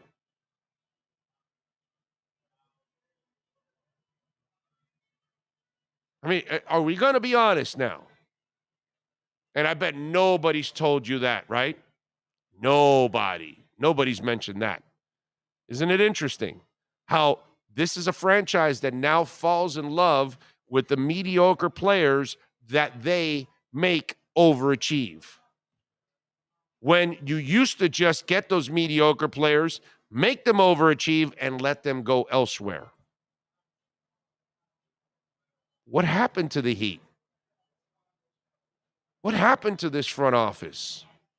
What is it about listening to players and they're making decisions for you? Why is it that you think you have to sign Dion Waiters when he needs ankle surgery? I'm sorry, what makes you think that Kyle Lowry was a good decision? At this age, they've lost their fastball. They need to get back on track, and they need to have more of an edge. Okay? They don't have the cutter's edge. They need the cutter's edge. They don't have the cutter's edge. And that's the problem there. That's what's going on with the Miami Heat. They have lost their way. That's what they've done. They've lost their way. They've lost the way they do things. It's a shame. And by the way, now that I'm thinking about it, am I right here? The only guy in the history of the Heat that you've developed off the street that you should have kept and kept is Udonis Haslem. Who else did you develop off the street? From Murdoch to Isaac Austin to Whiteside to give me an unknown like that you developed that you must have kept. None of them, except Udonis Haslem. And all of a sudden now, we're hoarders.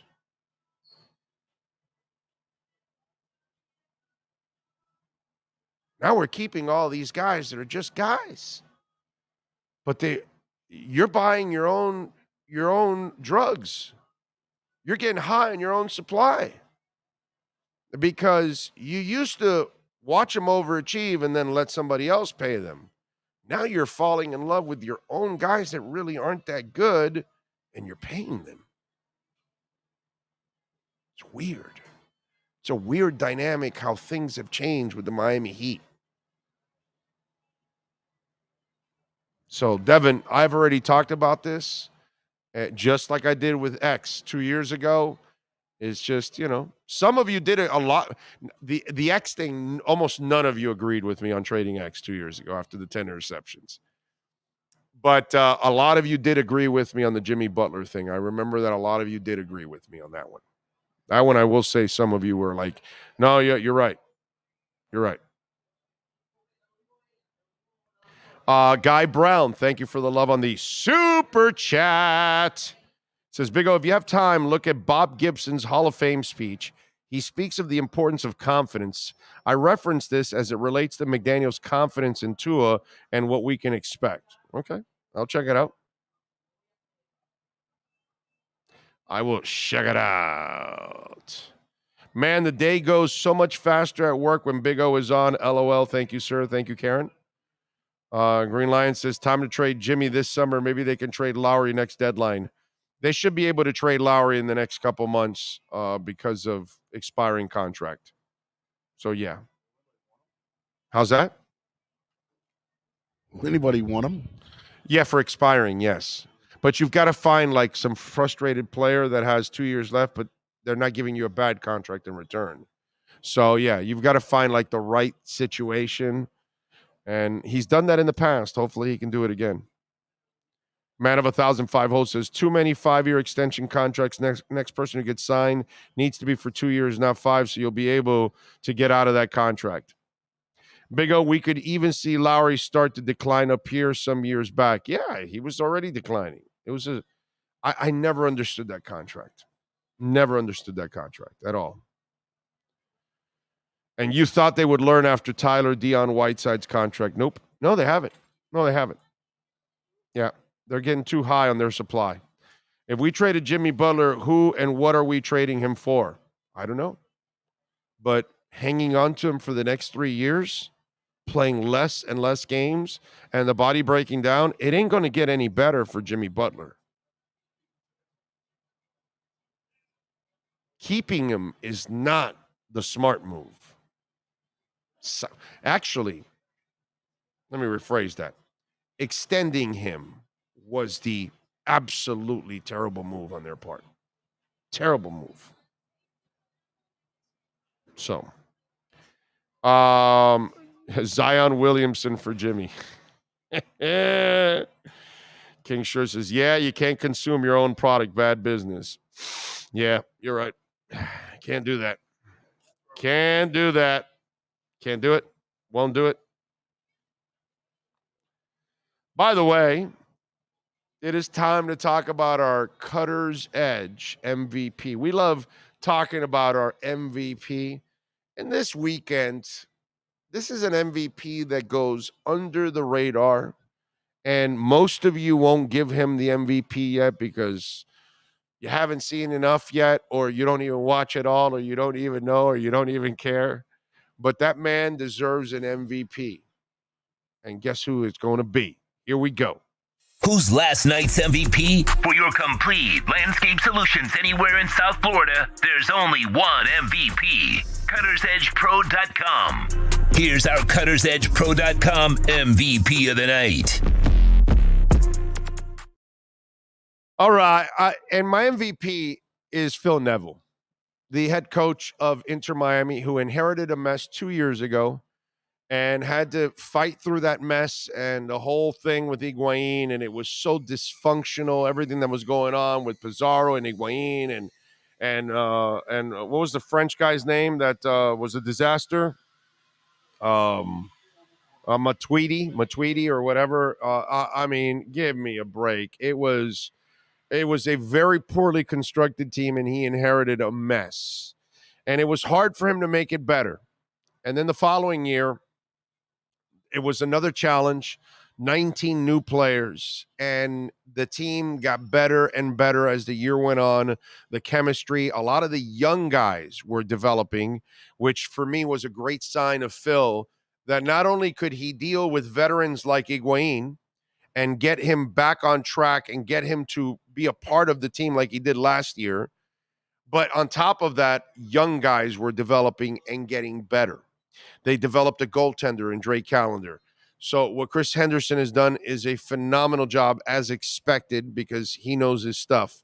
But what Phil Neville has done in balancing this roster and handling the personalities and handling the difficult situations and handling being given a terrible team that first year to what he has now, and to open up the season like he did against, and I know Montreal's not a great team. I'm not sure if they even make the playoffs this year because of all the firepower that they lost off of the team last year. But still, Miami is not, they have not won their home opener. You know what I mean?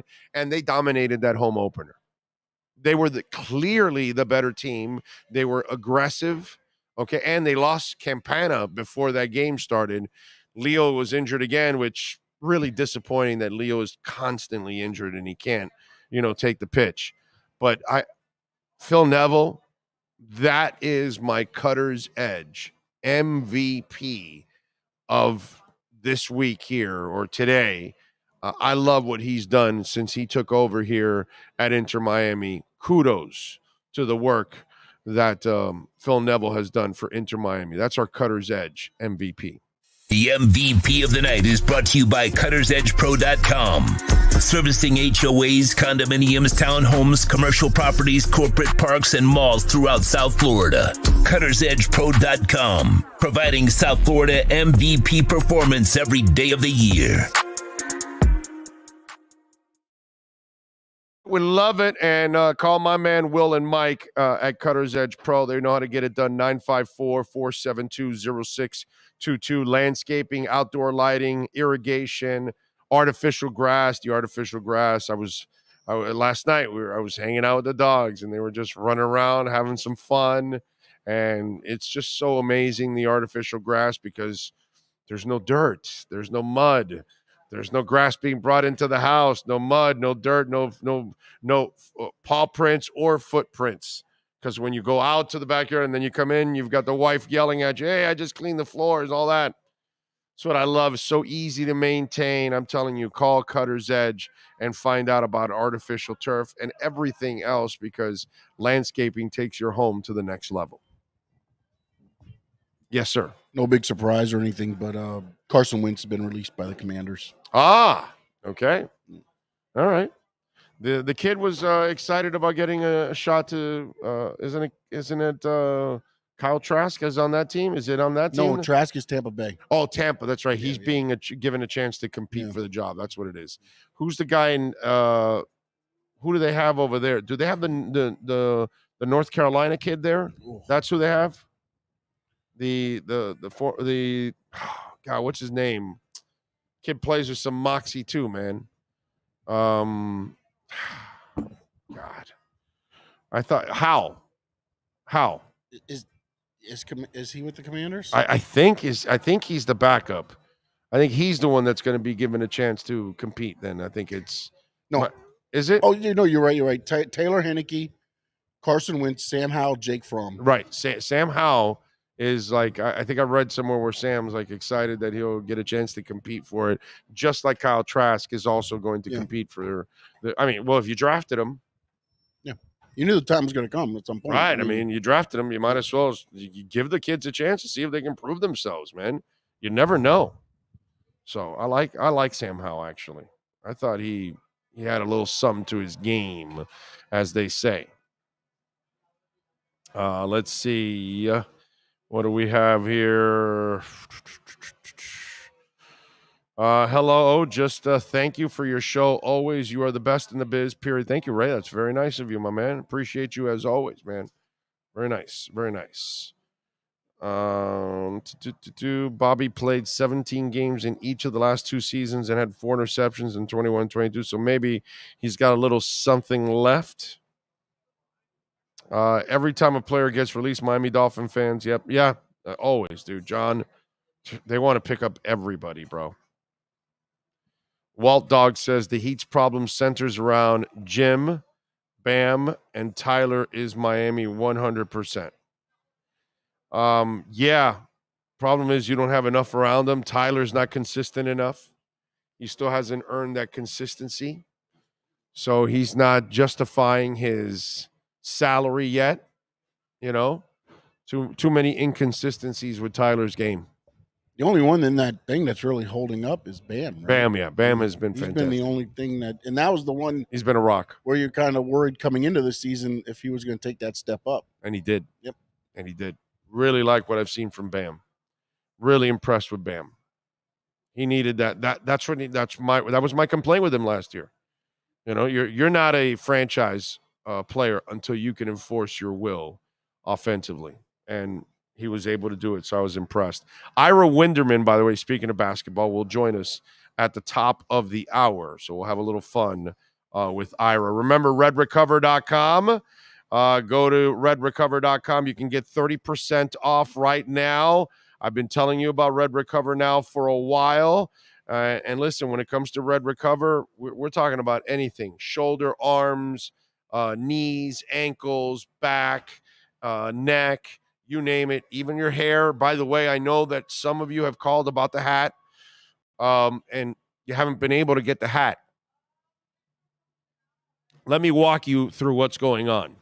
They've got to get it FDA approved, okay?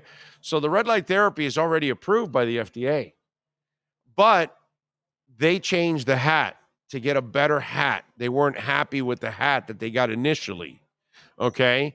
And so they wanted to improve the back end of the hat. I think the Velcro or something like that, or something silly. And so it still has to then get reapproved again. And I think it's getting close.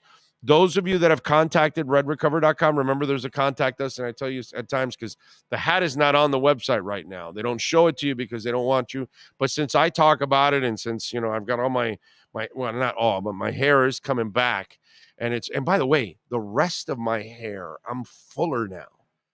Like when my wife is blow drying my hair sometimes, she's like, "Hey man, your hair is fuller now." She says, "Hey babe," not man, but "Hey babe, your hair is actually fuller, not just growing in this part, but it's actually fuller." And so it helps in other areas too. And so it's not just a spot that's bald. By the way, these parts here that normally don't grow anything, there's like a couple of hairs that are coming, not enough to fill out, but if you look closely, there's a couple of hairs coming out now from this part, which that's weird. I didn't think, because it's been dead forever. Now remember, the hat only helps if you're now in the process of just losing your hair, you just lost it. If it's been gone for years like this, it probably won't grow back, but if you look closely, there's actually a couple of hairs coming out, which is just funny, But anyway, So it's great. And those of you that have checked in about the hat, they have your name, they have your contact. They will contact you once it gets approved. Okay. But for those of you, man, my wife uses the one for the bottom of her feet because she's a teacher standing all day. You got some tennis elbow or pickleball elbow or whatever it is, knees, back pain. Maybe you're a UPS driver and you got some back pain. I don't know. Does Byron Jones know that UPS drivers also get a lot of wear and tear with their backs? I'm not sure. Not sure. You know. Next thing I know, a UPS driver is going to tell me he's sore. He or she is sore after carrying boxes for 25 years and lugging around trucks and all that kind of stuff. Yeah, no, I can't imagine why a UPS driver would be dead ass tired after delivering 400 boxes a day. By the way, that's the other thing I hear about those UPS drivers. Brother, they drop off like they work their asses off. Okay?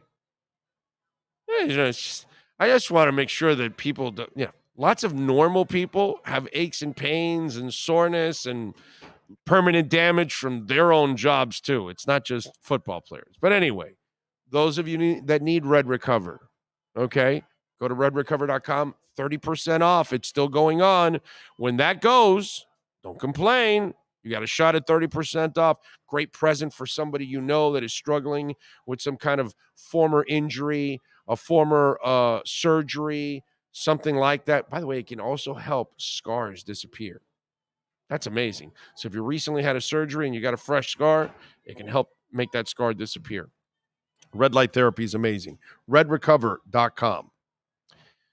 Trade Jimmy for LBJ. There we go. That should be that's an even trade. Actually, they should give us 2 first rounders also. At the end of the Lakers game last night, Mark Cuban. Oh yeah, you saw that. Mark Cuban looked like he spent $3 million and got 70% equity on a company going nowhere. I know. Did you see that face from Mark Cuban on the sidelines? Oh my God! How many games have they won since they got Kyrie? Like they lose all the time now. I don't know if they've won more than 1 game with Kyrie. Check it out for me. Big O, behind recovering. Okay, well, you'll catch up. Thanks for the update on the hat. I've been messaging them from time to time, and I don't know. I don't want to be annoying to them. Now, you're not annoying. They. I talked to Ed. He's well aware of it. He cares. Ed is really passionate about this product. It is such a great product. I mean, it works for dogs and everything. It's healthy for everybody, adults, kids, because it's all natural. There are no side effects. I think it's a magnificent product.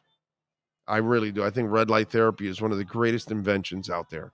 And it truly helps you with aches and pains and, old injuries and hair and you name it, man. Soreness. It helps you optimize your workouts. If you use it before and after, you'll feel the difference as time goes on. Yeah, man. It's pretty amazing. It's pretty amazing. Kyrie Irving was a dump job. Brooklyn got Spencer back. Lakers didn't get him. Everyone knows Dallas is not competing. It was a favor trade. I don't know, bro. I think I disagree with you 1,000% on that. I think Mark Cuban doesn't do stuff like that. He does it because he thought he was going to win with that guy. It might sound insane, but I think so. Looks like now they're 3-3 with Kyrie. Oh, really? But they've lost 3 out of 4 that him and Luka have played together. Oh, okay. So they only won 1 game. That's what I thought. Yeah, okay. Yeah, no, because he's missed games. That's right. Yeah. So they're 1-3 with the 2 together. Yeah. That's not surprising. Not surprising. Been waiting for a hair loss cure for nearly 30 years. Doesn't seem like it's going to happen anytime soon, unfortunately. I know it's so tough, right? And we're all headed there, bro. You know what I mean? So the red light therapy is helping me out. But eventually, I'll get too old and, it's none of us are walking around with a full head of hair at 90 years old. Like, less than 1% of us are probably walking around like that. You know what I'm saying? I'm sure there's a couple of freaks out there that still have some hair, but most of us will end up losing our hair. That's kind of, unfortunately, the sad part about the whole situation. Remember, you can make a donation through Cash App or Venmo at Cash Big O Show. That is Cash Big O Show on Cash App or Venmo. Always appreciate all of you out there for supporting us any way that you can. And remember, tomorrow afternoon, we will be headed out to Indianapolis. So Wednesday, Thursday, and Friday, maybe a little bit of Saturday, we'll be broadcasting from Indy, keeping you updated on everything going on. The Heat have lost 4 in a row. Friday, they lost to the Bucks badly, 128-99. They shot 22% from three-point range. Love went 0 of 4. Gabe went 0 of 5. Duncan went 1 of 6. Saturday, they lose to the Hornets. At one point, they're down by 20. They come back, but they still lose 108-103. They shoot 30% from the three-point line. Hornets shot 32%. Love was 3 of 9. Gabe was 1 of 4. Depot 0 of 4. Strus 0 of 3. Duncan 0 of 1. And Hero did shoot well that night, finally, 6 of 12. Tonight, they take on the Sixers. The Sixers are favored by 6 points. The over and under is 217. Heat are plus 195 on the money line, and Sixers are minus 230. Jimmy is tired of losing, he says. It tells me take the Sixers. I got to tell you something. It's the dangerous part is thinking that you can turn it up when nothing's been proven that you could. Right, exactly. And he kind of did that throughout the season, as Ira Winderman would keep asking him about that. And I know we'll be fine. We'll turn it up. We'll turn it up. And yeah, you haven't been able to turn up jack crap. It's been bad. They've lost 4 in a row. Ugly things going on with the Miami Heat right now. 4 in a row. I mean, our winter teams are brutal, dude. The Panthers also, they lose to the Sabres 3-1 on Friday. But, and they got the Lightning tonight now. You got to try to beat the Lightning, which they own your ass pretty much. And here's the worst part. The Panthers have now fallen to the 11th spot in the playoffs. They've got 64 points in 61 games. Pittsburgh's got the 8th spot. They've got 67 points, so they're 3 points ahead of you, but 58 games, 3 less games. Buffalo, which is 9th, okay? So remember, you've got 3 teams you've got to leap in order to get to the playoffs. Buffalo, which is 9th, they've got 66 points to your 64, but they've played 59 games to your 61. That's why that loss on Friday to the Sabres, who had played less games than you, was devastating to the Panthers. I mean, they're putting themselves in a position where they've got to start to put together like a serious winning streak in order to get into the playoffs because they're so far behind in games played. In years past, when they would fall into these holes, they usually had a couple of games in hand that would help them out at times. Now, oh my God, they're 2, 3, and 4 games behind some teams. Not good. Not good. And I am not looking forward to tonight's game against the Lightning, just like I'm not really looking forward to the Heat and the Sixers tonight. Yeah, that one kind of gets me nervous. Okay? That's what I would tell you. All right, let's get ready for hour number 3. Ira Winderman is going to join us with our Acura Pembroke Pines Miami Heat and NBA report. Let's get into the mess that is the Miami Heat next. If you're a Miami sports fan, then there's only one store to go to, and that's Caneswear at Miami Fanwear in Davie. They're your one-stop shop for all your inner Miami CS, Canes, Dolphins, Panthers, and Marlins merchandise. They have hats, t-shirts, game day jerseys, and so much more. Located at 2511 South University Drive in Davie, and open 24/7 online at caneswear.com or innermiamiwear.com. Call them at 954-835-5597. Caneswear, the spot where inner Miami and all Miami sports fans shop. Oh, great. You have a doorbell camera. Now you have a front row seat to your house getting robbed. They're breaking into my house! Ooh, there goes the TV. I'm sure it'll turn up at the pawn shop. No, not the TV! Just because you can see them, that doesn't mean you can stop them. With Slogans, you get 24-hour monitoring, a free home security system, and professional installation. Plus, free doorbell camera, one that'll actually work for you. Get out of my house! Get out of the house! Call 1-800-ALARM-ME.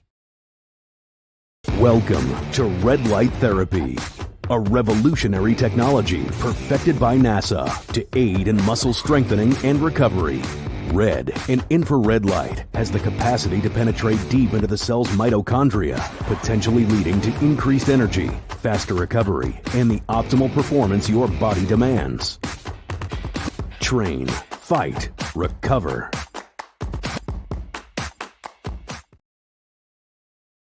When you move, you need a reliable company led by passionate folks, eager to assist its customers during a transitional process that needs to be smooth. Call Essential Moving Experts at 844-368-5750 for all your local and long-distance moving needs. You can rely on Essential Moving Experts. Mention the Big O Show and get $150 off. Family owned and operated, they offer free 30-day storage, full-service moving, fully licensed, bonded, and insured. Moving was never so easy. EssentialMovingExperts.com. There's no need to drive around South Florida wasting valuable time looking for a new or certified pre-owned Acura. Go to the #1 volume sales dealership in the Southeast United States. Craig Zinn's Acura of Pembroke Pines. Purchase with pace and space in a dealership tailored to your needs. From home buying to providing that personal touch. Contact the 2020 Satisfaction Award winner Craig Zinn's Acura of Pembroke Pines. 888-776-5123. That's 888-776-5123. Or visit them at 15601 Pines Boulevard in Pembroke Pines. The viewpoint statements or beliefs expressed on the following program by the host, guests, or callers are not necessarily the opinions of FantasyXS.com, Media Group Inc. ownership, management, sponsors, or website. Heat fans, time for the best insight of your favorite team with insider Ira Winderman, exclusively on the Big O Radio Show. It's the Acura of Pembroke Pines, Miami Heat and NBA report. Here's Ira Winderman. All righty, there he is. How you feeling, Ira? How you feeling about this mess that is called the Miami Heat right now? You know what? I'm probably feeling how they're feeling. Plenty stressed about it. When reality hits home, and you realize who you are and the task ahead of you, I think this is as sobering as any time I can remember for the Heat, probably in the last at least 3 seasons. Even 2 years ago when they lost in the first round to Milwaukee, they still felt there was something left. Now to have to probably try to make the playoffs through the play-in round, this is like nothing this team has experienced in at least 4 years. It's almost like you're back in the Tyler Hero draft year, getting through that 2018-19 season. No, it's kind of disturbing what's going on. And I know that, many times I watch the comments of the coach or the players, and specifically with Jimmy Butler, he kind of kept putting you off. No, we'll be fine. We'll turn it up. We'll turn it up. And you're talking about, finding out the reality of who you are. Does Jimmy Butler still think right now that they can turn it up? Because it just doesn't seem like a team that can find a way to turn it up. No, and it's interesting because at all the turns, Big O, first you say, we'll turn it up at the trading deadline. They got nothing. Then you go, we'll turn it up at the buyout deadline. And there was real optimism with Kevin Love and Cody Zeller until you realized this team needed more than 9th and 10th men. They need something further up the rotation. What hits home is this.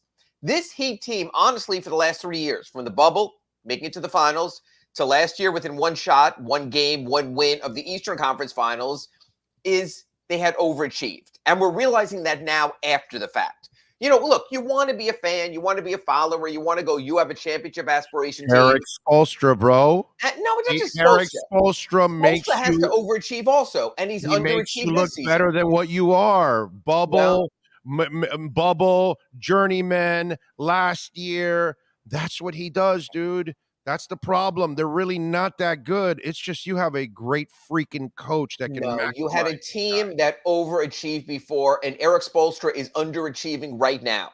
And the problem is this. Or maybe this is what they really are. He just got the max out of them last year. Or they got the max. Just like the journeyman, he got 31 and 10 out of them, and then they re-sign all of them thinking, oh, you're going to get it again. No, you're not, dude. The coach worked his magic. It's over. That's it. No. Or Max Strus got the max out of himself. Gabe Vincent got the max out of himself. I got your explanation on that one. Tyler Hero got the max out of himself as sixth man. That's the thing. This team had to underachieve to be what they are. So if you're going to talk about anyone putting behind the eight ball, it's the way the team was put together, hoping for the absolute best case scenario. And when you don't get it, it gets harder for Bam. It gets harder for Jimmy. It gets harder for Tyler. Because I can give you an example.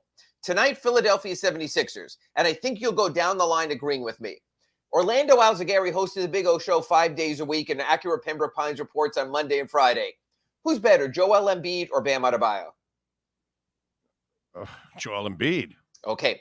Who's a better regular season player? Please use that caveat. Who's a better regular season player, James Harden or Jimmy Butler?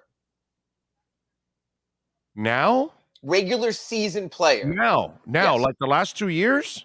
Jimmy Butler. I think regular season player, James Harden. He can get you 35 points every single night, and he does it. He plays no defense. He does. But he's in the regular season. I'm talking about in the regular season and helping your team. Maybe 4 years ago, 5 years ago, not the Harden I've watched the last couple of years. I just think when you do that, and then when you look at Tyrese Maxey and Tyler Hero.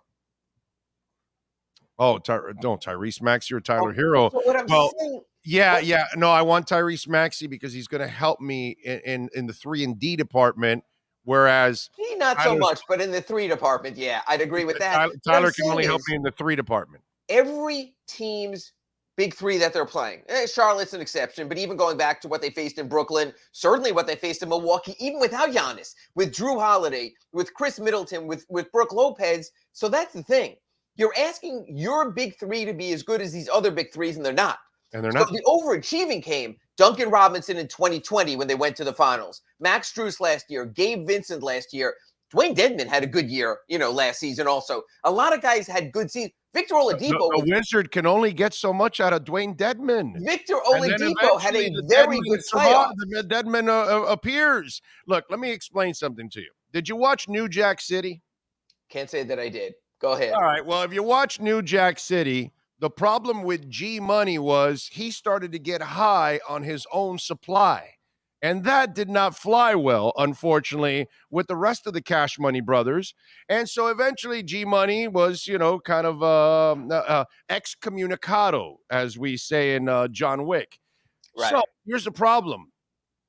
Is the Miami Heat G Money now? Follow me on this. They used to pick up a Isaac Austin and an Eric Murdoch, and they used to pick up a Keon Dooling, and they used to pick up all these different players off the street, right, and develop them, but they didn't keep them. They let everybody else pay them. Orlando, but I think something happened along the way where you pick up Whiteside and James Johnson and Tyler Johnson and Duncan Robinson, and are you going to do it with Max Strus and all this? And you're starting to get high on your own supply. And that's the problem there. You're falling in love with the guys you never fell in love with. Instead, you were better off when you used to sign the James Posies of the world and traded for Shaq and LeBron and Mason. That's a different level. That's what I'm saying. I think we're making a similar point in a different way. Your point is this. This is not about the ancillary pieces. And that's where the Heat have gotten caught up with the ancillary pieces. Exactly. This is about finding another star. So the Heat said, you know what? We have Jimmy Butler, and look what he did for us in 2020. We have Bam Adebayo. He's going to grow into something special. We're extending him. We have Tyler Hero. We think he's going to grow something special. We're extending him. Who's that 4th guy we can get? Who's that 4th star we can bring in? And they brought in Kyle Lowry. That's the problem. Big O, this is a star-based league. All sports are star-based sports. In the NBA, like I went through, unless you have a great big 3, and I mean LeBron and Bosh and Wade level big 3, you're going to need another leading character. That's the problem with the Heat. Matter of fact, I'm going to throw this back at you, Big O, if you don't mind. Think about this. The only guy off the street that they should have signed, and they did, and kept him forever, was Udonis Haslem. Outside of that, all these other guys that you found off the street never, ever approached Udonis Haslem's level of play, leadership, effectiveness on a consistent basis. They have actually failed by re-signing all of those guys that they have unearthed off the You street. correctly finished your sentence after a poor start for this reason.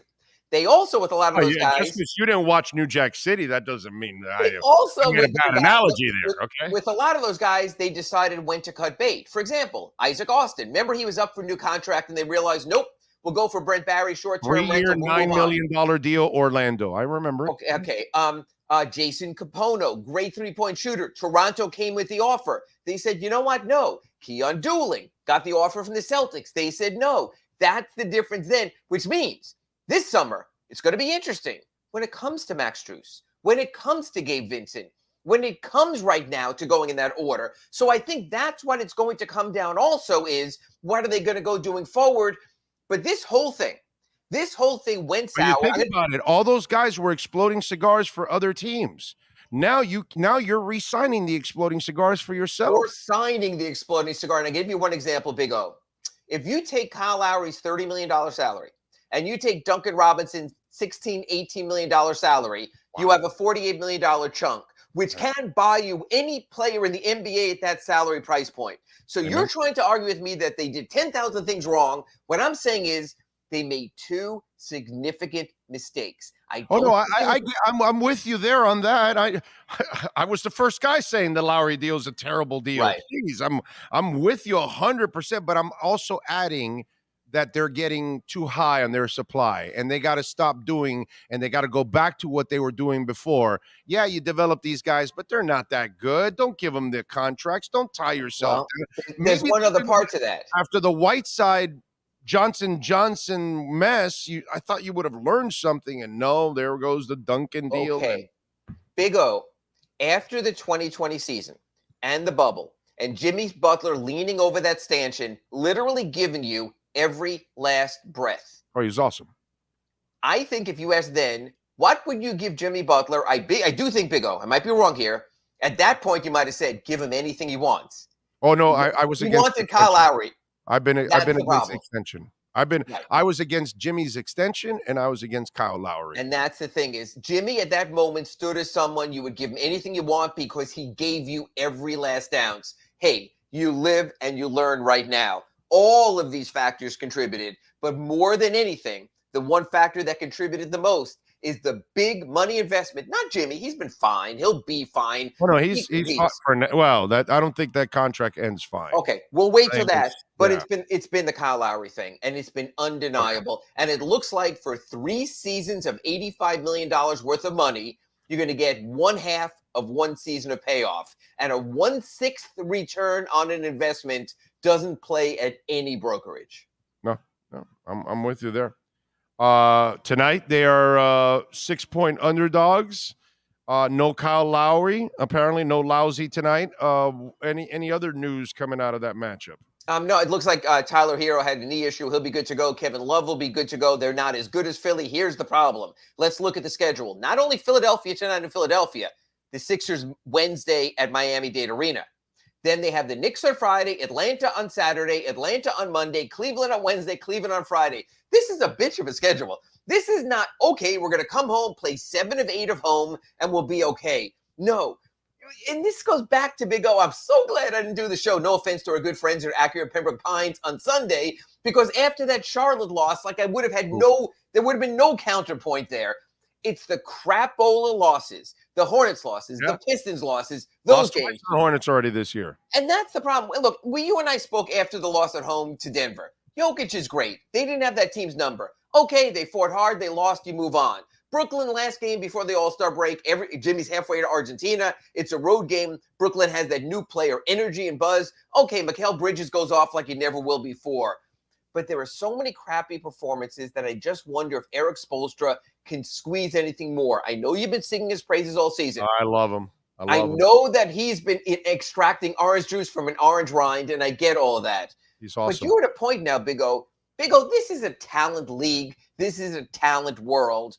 The Heat are not talented. No. The Heat are 7th in the East right now. I'm not so sure I can tell you that the Heat have the 7th best roster in the East. I'm not so sure I can't tell you that Toronto is better, that Atlanta is better, that Washington, you can keep squeezing. Again, they have overachieved, and eventually there's a statute of limitations on overachieving.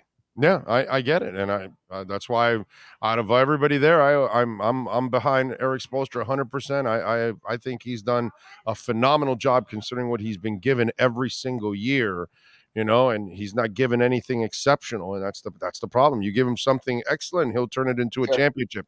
By the way, you talked about Atlanta. I'm a really big Quinn Snyder fan, dude. I believe in that guy. I think he's a really good coach. I get it. There's only 30 of those jobs, but my Lord, he's got to try to fix the Trae Young situation. It's like he doesn't look like a bad kid or anything. It's just I look at Trae Young, and after watching him now after several years, he cannot be your best player. And if he's your lead guy, I don't think you'll have a shot ever at being a championship type of team. I almost think I'm serious now when I say this. I think he's more of a second or even a third guy overall, to be quite honest with you. I don't know how this thing's going to work. I get it. There's only 30 of them, but I kind of feel bad that Quinn has to settle for this. Trae Young is a lead or bust kind of guy because that's how he plays. He's never going to accept. He's never going to be. He takes high volume shots. It reminds me of Allen Iverson with the Sixers. Either you surround him with 4 complementary players like they did with Mutombo and Eric Snow and George Lynch and Tyronn Hill and saying, he's going to shoot a lot, you rebound and give him the ball back, which I don't know if it works in today's NBA. But even worse than that, Atlanta is a situation where the owner gave power to the owner's son. The owner's son then moved out the GM, brought in Landry Fields from Toronto, and so now you literally have the kid running the candy store. Big O, I think over the years you've worked for some radio people who gave the company to their son and told their son to sort of manage things. And when you get into that kind of family relationship, it's not being run professionally. The Hawks are not being run professionally. But you know about it, Quinn Snyder? Everyone has a price, and they hit his price. And he said, okay, for that kind of money, I'll put up with this owner's son. I'll put up with Trae Young, and I'll do the best I can. We see this all the time, whether it's Phil Jackson going back to the Knicks. We see it. You do it for a while. You get the money. Hey, if it doesn't work out, you still have your reputation. But that's a tough spot. And yet, with the new coach bump, I could see the Heat having to open the play-in in Atlanta, unfortunately. Wow. I'm a Snyder fan. I like him. What do you got going on in the Sentinel leading up to the game tonight? It's interesting. My Ask Ira today was about Victor Oladipo, and I'm surprised you don't have some awkward nickname for him right now because he has been not very good the last 2 weeks, not who the Heat thought. Here's what's interesting. They gave him a 2-year contract with a $9.5 million player option for next season. Getting high on your own supply, Ira. Yes, they're getting high on their own supply. And you thought he'd have a good season. He'd opt out. You wouldn't have to worry about it. You might have next season not only Kyle Lowry's $30 million on the books, not only Duncan Robinson's $18, but $9.5 for Victor Oladipo. Again, like you said, you're overvaluing what you had. You could have done a 1-year deal with Vic, but you wanted to stay your favorite subject under the tax, save money on the cap, and you're paying out to the future. Big O, it's like when you refinance your house. You got a bad investment and you keep refinancing it. Right. That's where the Heat wound up with the Oladipo thing. It just shows you. This season is not about 1 or 2 or 3 things souring. Really, it's about 4 or 5 or 6 things. From Gabe Vincent to Max Strus to Duncan Robinson to Victor Oladipo to Dwayne Dedmon, who's gone to Kyle Lowry. That's the thing. You can't overachieve when 4, 5, 6 parts aren't overachieving. That's where they are right now. So the real question is, will we lift up the G Money jersey right up next to the Dan Marino and Jordan jersey? Is that what we're going to do? Well, if you say they learned their lessons from the movies, then apparently so. Again, there's still 21 games to make the best of their quote-unquote supply. We'll see if that's possible. All right. Aren't you inspired now to go see New Jack City? As soon as I get done with this, I'm going to go to YouTube and see what I can get for free. But I'm more inspired to come back with Kurt Heelan Wednesday, 9 a.m., yes. RedRecover.com Inside the Paint. It'll be in the middle of the series against the Sixers. So we'll have an idea. Are the Heat good enough? How do they measure up? Or are they who we think they might be? So I think Wednesday is going to be really interesting because I think Kurt, with his outside view from NBC Sports, maybe can give us another perspective on where the Heat stand. Amen. Follow him on Twitter at Ira Heatbeat. Ira, as always, excellent stuff. Thank you, sir. Appreciate you. Enjoy the game tonight. Catch you Wednesday, RedRecover.com Inside the Paint. Friday, another accurate Pembroke Pines report. Thanks, Big O. You got it, my brother. And by the way, they got a large – Sean and I were there on Friday. The selection is sick right now at Acura Pembroke Pines. They are overflowing with cars, all kinds of new cars. They've got a large selection of certified pre-owned vehicles. Get on down to 15601 Pines Boulevard, just off of I-75 in Pines. I saw an NSX there. It's a red one, and it is awesome. So for those of you that, I don't know, you're comfortable and you can get, I wish I could afford an NSX. Man, that car is absolutely awesome. So get on down there. Go see Larry Schlossberg, Pat Nasto, Tony Stampo, and the great people at Craig Zinn's Acura of Pembroke Pines. You've been listening to the Acura of Pembroke Pines Miami Heat and NBA Report with Ira Winderman. When you're looking for award-winning service and great deals from the #1 volume Acura sales dealership in the Southeast United States, you go to Craig Zinn Acura of Pembroke Pines at 15601 Pines Boulevard in Pembroke Pines. 2005 hold says Max Strus looks like he's lost the juice. Why is Duncan still playing? He's done. Bam has been better on offense this season. Lousy is no show. The team looks done. It's what I'm saying. They have gotten high on their own supply, and they never used to do that. They never re-signed those guys that would play well for us. We'd watch them play well for the Miami Heat, and then they would let other people make the mistake and give them a contract. Why did the Miami Heat all of a sudden stop doing what they used to do all the time? Like, what, you developed like a star? No. They've only developed one guy that was worthy of keeping, and they've kept him more than they had to keep him, Udonis Haslem. That's it. No one else. And that's part of the, besides Kyle Lowry, obviously we know that, but, you get the best out of Whiteside, then you move on, bro. You don't give him a 4-year contract. Deion Waiters plays incredible for 29. You don't give him a contract when he needs foot surgery. That's the one move out of Riley in the last 8 or 9 years that I got to sit there and go, Riles, what the F are you doing, dude? How are you giving a guy that needs ankle surgery? Who's going to give him a 4-year contract? I don't see anybody. And if they did, God bless them, go. Like they did with Isaac Austin or Keon Dooling or whoever. Go take them. Go sign them. They're yours. That's a real problem with the Heat. They got to stop doing this shit. Okay? They got to stop, as like I said, they're G-moneying this thing. And you just can't do it. And they're giving away a lot of money while they're being G-money. Maybe that's why they're G. Hey, by the way, that was a perfect nickname for the whole thing. Even though I was just thinking about him getting high on the supply from the Cash Money Brothers, but it is G money. So they are dishing out way too much. By the way, and Mickey, he wants to, watch the pennies. You're kind of being irresponsible there. For anyone that thinks Jimmy Butler did not deserve a contract extension after the bubble is a complete moron. Jimmy's not the problem. Well, see, the thing is, you can say that if you want, but Jimmy does not deserve a contract extension. You play his 4 years, and then you let him go. The next 3 years are going to be brutal. He's already missed, almost 15, 18 games now? All right? So he's going to miss more and more games as time goes on. I know what he did. See, you're the same dude that falls in love with X getting 10 interceptions. And then that's it ends there. You're not getting that again.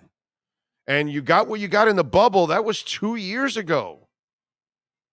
The dumbest thing to do is to fall in love with that and give him an extension where you owe him now another $150, $60 million, I believe, for the next 3 years. This is going to end badly. Badly. So no, it was a great signing, and I'll stand by everything I said when they signed him. I said you need to find a star in the first couple of years of this deal, or it becomes a terrible contract. And guess what it's going to become? It's going to become a terrible contract because the 4 years that he was here, you did not find a superstar to put next to him. Jimmy Butler needs a superstar that's better than him. And that's the part that, Marcel, you don't understand. And you're the same thing. You're the same X fan. Oh, no, everything's great. A year from now, you're going to be complaining about Jimmy Butler's contract.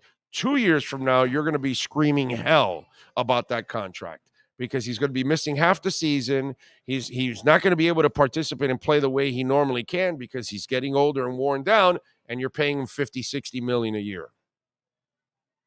And this bullshit about, well, no, we're paying him for what he did in the past. No, bro, that doesn't help you now.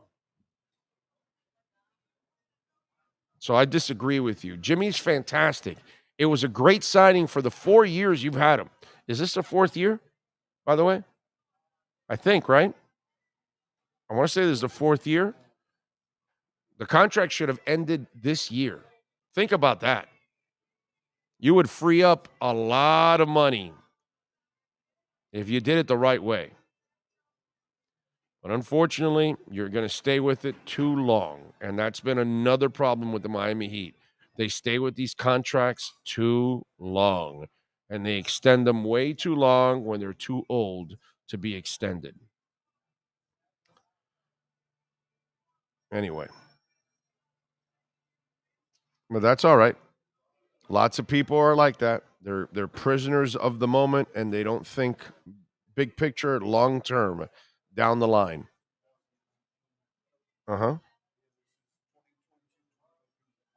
This is his fourth year, right? And it was a 4-year contract, the initial contract, right? Look it up on Spotrack. I think it was a 4-year. Is that where you're looking at it right now? No, it's on Hoops Hype, but it says he's the 8th best paid guard this year. He's projected to be the 4th best paid guard next year. The highest paid player on the Heat this year, of course. He's making he's the 16th best paid NBA player. He's projected to be the 11th best paid NBA player next year. Right. And is he the 11th best player in the NBA? Come on, man. Come on. That's the problem with some of you out there. You're too much of a fan. This year he's making 37.6. Next year it jumps to 45.1. Then the following year it's 48.7. And then in 25-26, it's 52.4. It's ridiculous. It's ridiculous. He's going to be able to retire. It's just good coffee there in 25-26. By the way, his contract, he signed it in 1920. It was a 4-year contract. It was a 4-year, $140 million contract with an average of $35 million per season to end at 33 years old. Only the Heat would give him a contract for 34, 35, and 36 years old. And 37. Well, no, he's a free agent, 37. So, yeah, exactly. And it's what he said, 45, 48, and 52. It's freaking insane, dude. So, no, it's $145 million. $146.5 million. Okay? $146.5 million you're going to give him over the next 3 years. Marcel, if you think that's smart, my brother, that's incredibly stupid. Okay? It's not arguable. It's incredibly stupid is what it is. You pay that for a person that is a flat out top player in the league. Okay? He's a number 2 on every team and any team that's ever existed, or maybe a 3. Okay?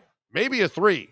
Because if I'm looking at LeBron and Wade, I'm taking LeBron and Wade over Jimmy Butler. You know what I mean? So it all depends. I'm taking Bird and McHale over. If I start looking at all the great teams, right? I'll take Magic, Worthy, and Kareem over him. I'll take Scotty and Michael over him. You understand what I'm saying, Marcel? That's the problem, that you get too caught up in being a fan and your heart is in it and not your mind. And that's the problem. Jimmy Butler can't be your best player, bro. You failed as an organization if that's your best player. As much as we love watching him play and his heart and soul, and he leaves everything on the court and all that, he's still a blue-collar star. He's not a superstar. He's not a guy that has like incredible gifts. What he has is a pair of nuts that don't fit in most buildings. What he has is toughness that most people don't possess and a will to fight through it. So he's blue collar and he has to work so much harder to do some of the things that others can do that do it very easily. But if you don't see that, I can't help you, man. I can't help you. You know? I'm sorry, but this was a dumb extension on their part. The Heat have not played hardball anymore. They are soft as an organization. They're soft. They got soft during the LeBron era, listening to him. Now they're soft listening to Butler. They're soft on those journeymen that they signed in Whiteside and all that. They're soft now that they fall in love with their own players that aren't very good. This organization has gotten soft. Up front. Not the players, up front. They're not cold enough. They're not cutthroat enough like they used to be, like Riley used to be. I'm just being honest, okay? Probably the only person in town that has the balls to say what I just said about what's going on with the Heat. And by the way, I'm the only one that's noticed it. I'm sure because I've seen it. I see what everybody else writes, and, once in a while I hear what people talk about. They're not talking about this. None of them are talking about this because they're all afraid to talk about something like this because you got to call out the Heat for it. And, it's blasphemous to call out Pat Riley. And I know. I love Pat Riley. He's awesome. I don't want him to quit. But I got to say, Pat, brother, you got to turn it up. You got to turn it up. You got to get back to the old ways. Cutthroat, man. This is not good. This is not the way you want to leave. Now you're in a hole for years. Now that Jimmy Butler's salary is going to become an anchor over the next couple of years, and it's going to hurt you. And then the Lowry deal has hurt you already, and the Duncan deal has hurt you already. You got to stop you got to stop making bad contracts. Sorry. Don't want anybody fired. I don't want anybody to leave. I don't want the Harrisons to sell or anything. I want them to refocus on the way they have to do things and be a hell of a lot more cutthroat and do a better job of who you re-sign and why you re-sign them. You don't sign over the hill, completely done point guards to $85 million contracts. And you don't give a 33-year-old an extra 3-year contract and $160 million. That's insanity. Yes, sir. Well, I'm going off subject, so do you want to see? Yeah, go ahead. Okay, because Marcel responded on the bar. What do you got? He responded at the end. Let's see. Jimmy Butler has been their best player. I get it. You didn't listen to me. You didn't listen to the goddamn thing I just said. If Jimmy Butler is your best player, you're a failure. What part of that you didn't understand? What part of that you didn't understand when I said I'm taking LeBron and Wade over him? That's how you won a title. I'm taking fat-ass Shaq and Wade over him. Again, go look at all the championship runs. You're taking their 1 and 2s over Jimmy Butler. In a real championship team, Butler's your third player, not your 1 or 2, Marcel. Bro, this is not basketball 101. Have a great day, brother. All right, what you got next? No, Commanders have cut another player. Bobby McCain. Huh? Bobby McCain has been cut. Okay. By the Commanders. But what's interesting is those two moves, how much money do you think that created for the Washington Commanders? The Carson Wentz. Mm-hmm. I'm going to say, Carson Wentz, they probably were paying him 10 to 12 million, I'm going to say. And then Bobby McCain was probably getting 3 million. So I'll take a guess, 15. No, the two roster moves create $28.49 million in cap savings and over $30.5 million in cash for the team, and increase the Commanders' cap space up to $35.4 million in the upcoming 2023 league year. Did Pat Riley give them those contracts too? I don't know who gave, but when I saw, I was like, 2 players, 20. Wow, I didn't know Pat Riley got into football. Holy moly! Wow, that's bad. Poop Art landed in Indy. He said it's raining, so you might want to.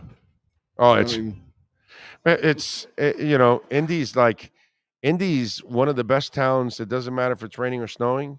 You're not really going to go outside that much. They have tunnels in the second floors that connect a lot of the buildings. So you're able to walk around a lot indoors. It's actually really, really cool. How they've kind of set that up in a lot of the buildings in downtown. So you don't really have to, put up with the weather that much. So the only thing is, I know my building is right in downtown. I think it's right across from the arena where the Pacers play, but I don't know if they have a walkway connecting. But I hope they do. If not, I can cross the street. I think that building next door, I can just get in there and then walk and start connecting all over the place. Huh? It's already started. What's that? What's already started? Miami Dolphins could be appealing to Carson Wentz, says Dan Orlovsky on ESPN. It's like, what was it that I saw before? Somebody was on Twitter. Talking about how somebody put that Tyreek Hill said something like, "Oh no, I could play with Jared Goff. Yeah, he's a good dude," or something like that. And so now you got Lions fans running like they're going to go trade for Tyreek Hill, and it's like the off season, and people just throw stupid stuff out there and just to fill time and fill space, and like the Dolphins are not trading Tyreek Hill. It's like how stupid people are, you know what I mean? But then you got a bunch of Lions fans that are in that, down that dark hole talking crap. Bobby Wagner, he was released, right, by the Rams or no? Yes. Yeah, well, he's going to be released by the Rams. Okay, no, because there's a tweet that sent out says that they've given him permission to speak with other teams rather than wait for the start of free agency. The Rams, right, because they're going to release him, but I think they can't yet. Okay, I think it's a date that comes now that then you can release him. Go into tampering or no? No, because if you give him permission, it's no because longer, the Rams have given him permission, it's right. no longer the tampering. Right, so he can then start to negotiate with a team. So when free agency starts, he has a home already. So they're doing a classy thing for him. Okay, they're doing the right. They're doing right by him because they're rebuilding. They brought him in, so now you screwed him over. So give him an opportunity. You're not going to get anything for him. You're not trading him.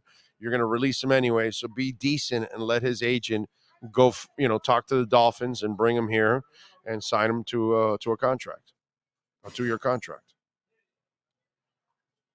Karen says, speaking of Shaq, I saw him in a commercial recently. He seems to be in better shape now than when he was with the Lakers and the Heat.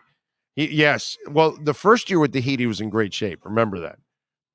They should have won the title that year. Shaq played out of his mind. The following year, he gained all that weight, and Zoe actually outplayed him in the finals.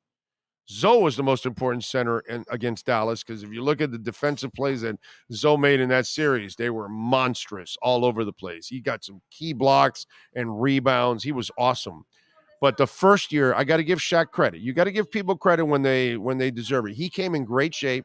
And remember, either he had the thigh injury and Wade had the rib, or Wade had the thigh and he had the rib. I don't know how it was, but one had a rib and a thigh injury, and that knocked them out of the playoffs. If those guys are healthy, I believe they trashed Detroit and they beat San Antonio in the finals. That was a very motivated Shaq.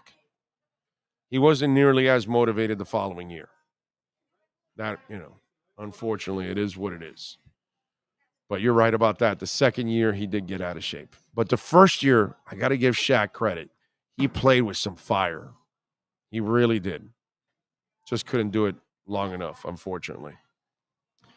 Here comes the Carson Wentz clickbait talk. Jesus Christ, it's going to be a long off season. This phone sucks.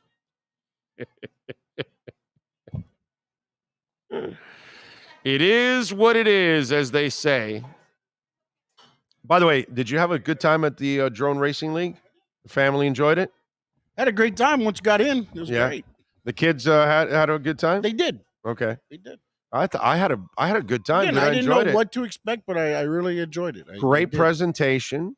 Overall, it was fun. And by the way, what would the Marlins give to have that many young people in a building? Because think about it. Most of the people who walk into baseball games, they're close to death, like me. Yeah. Well, that's why. Yeah. Because and they probably have a couple kids running around. That place was loaded with kids, and it was full from the third base to the first baseline. Yeah, it was like camp day at the Marlins when they Marlins at the camp day, and you hear the little screeches every once in a while. That was consistent. Yes, and it was full from the first base to the third base. Yes, which is probably more than a regular Marlins game. Mm-hmm. They did a great job, great presentation. It was fun. Tyreek was there, all that good stuff. I really enjoyed it more than I expected, actually. And by the way, those guys are badasses because that crap is hard, bro. I wouldn't be able to fly them. I wouldn't make it to the first obstacle. I'd hit the first one. There's no way. Yeah. And the one that they go all the way up to the, second level to hook around. I fly the drone now in open area and I still crash. So I can only imagine trying to fly through things. Yeah, no. Can you imagine that? Yeah. And then afterwards, they showed the highlights. I don't know if you were still there, but when they were going through the columns, you could see what they saw. Right. There's no way. No way. No way. I would have clipped everything. Of course. I wonder how many thousands of dollars they went through in drones. Like I would say quite a bit because every race? other race there was only like one or two finishing. Yeah. There were a few where there was like 3 or 4, but in the heats they would always hit that T-Mobile one. Yeah. Bam! There's everybody out. That was pretty cool. It was. Let me tell you something. If you've never been to Drone Racing League, and if you have kids, and take them, so cool. By the way, they were giving away free NFTs. I know he didn't get one because he's, I haven't got him completely hooked yet on crypto yet, but eventually, as the years go on, we'll get. I went by there, but it was a long line. I was like, I'm getting to my seats. Yeah, so you open up an Algorand wallet and everything, and they gave you an NFT for the event. I don't know if it's going to go up in value. I doubt it, but you never know. So what the hell? And you have your own wallet now. Algorand. I didn't have an Algorand wallet, so if I really ever want to buy another NFT, I've got a place to store it. So pretty cool. But it was fun. I really enjoyed the Drone Racing League. I did not watch the fight yesterday. I'm not paying for that.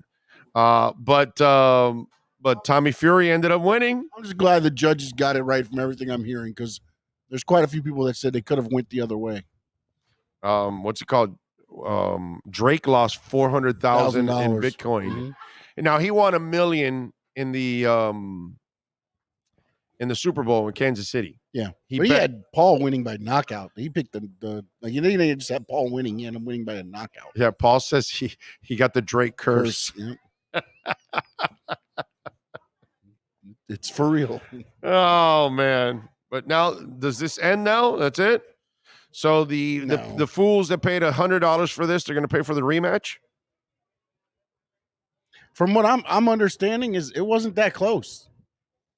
Tommy won. Yeah, he won. I heard he pretty much dominated the whole fight, But again, you're stepping in there with a boxer now. You're not stepping in there with a UFC fighter. You're not stepping in there with another YouTube sensation. You're stepping with somebody that has actually boxed, that understands once they get hit in the face, okay, slow the fight down, take back control, not go 150 miles back at you to try to get knocked out. It was a different thing. I didn't watch the fight myself. No, but I just saw it. I did see the highlights after because on YouTube somebody put on the condensed highlights really quick and all that. And I'll tell you this, I'll give Jake credit. He took some shots, bro. He's a tough kid. He took some shots. Yeah, I'm not saying he doesn't have what it takes to be a boxer, but again, you go in 6-0 because of who you fought. Oh yeah.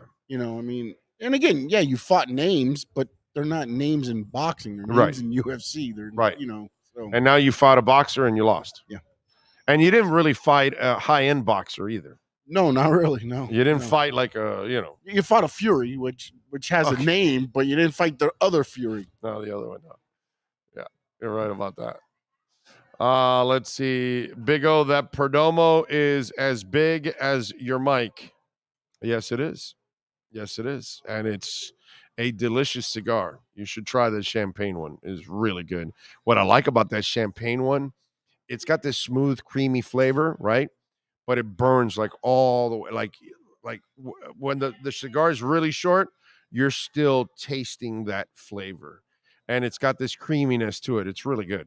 It's a really good cigar. I love the champagne. It's a nice midday cigar. Not one that I would smoke in the evening after a steak. I go full body then.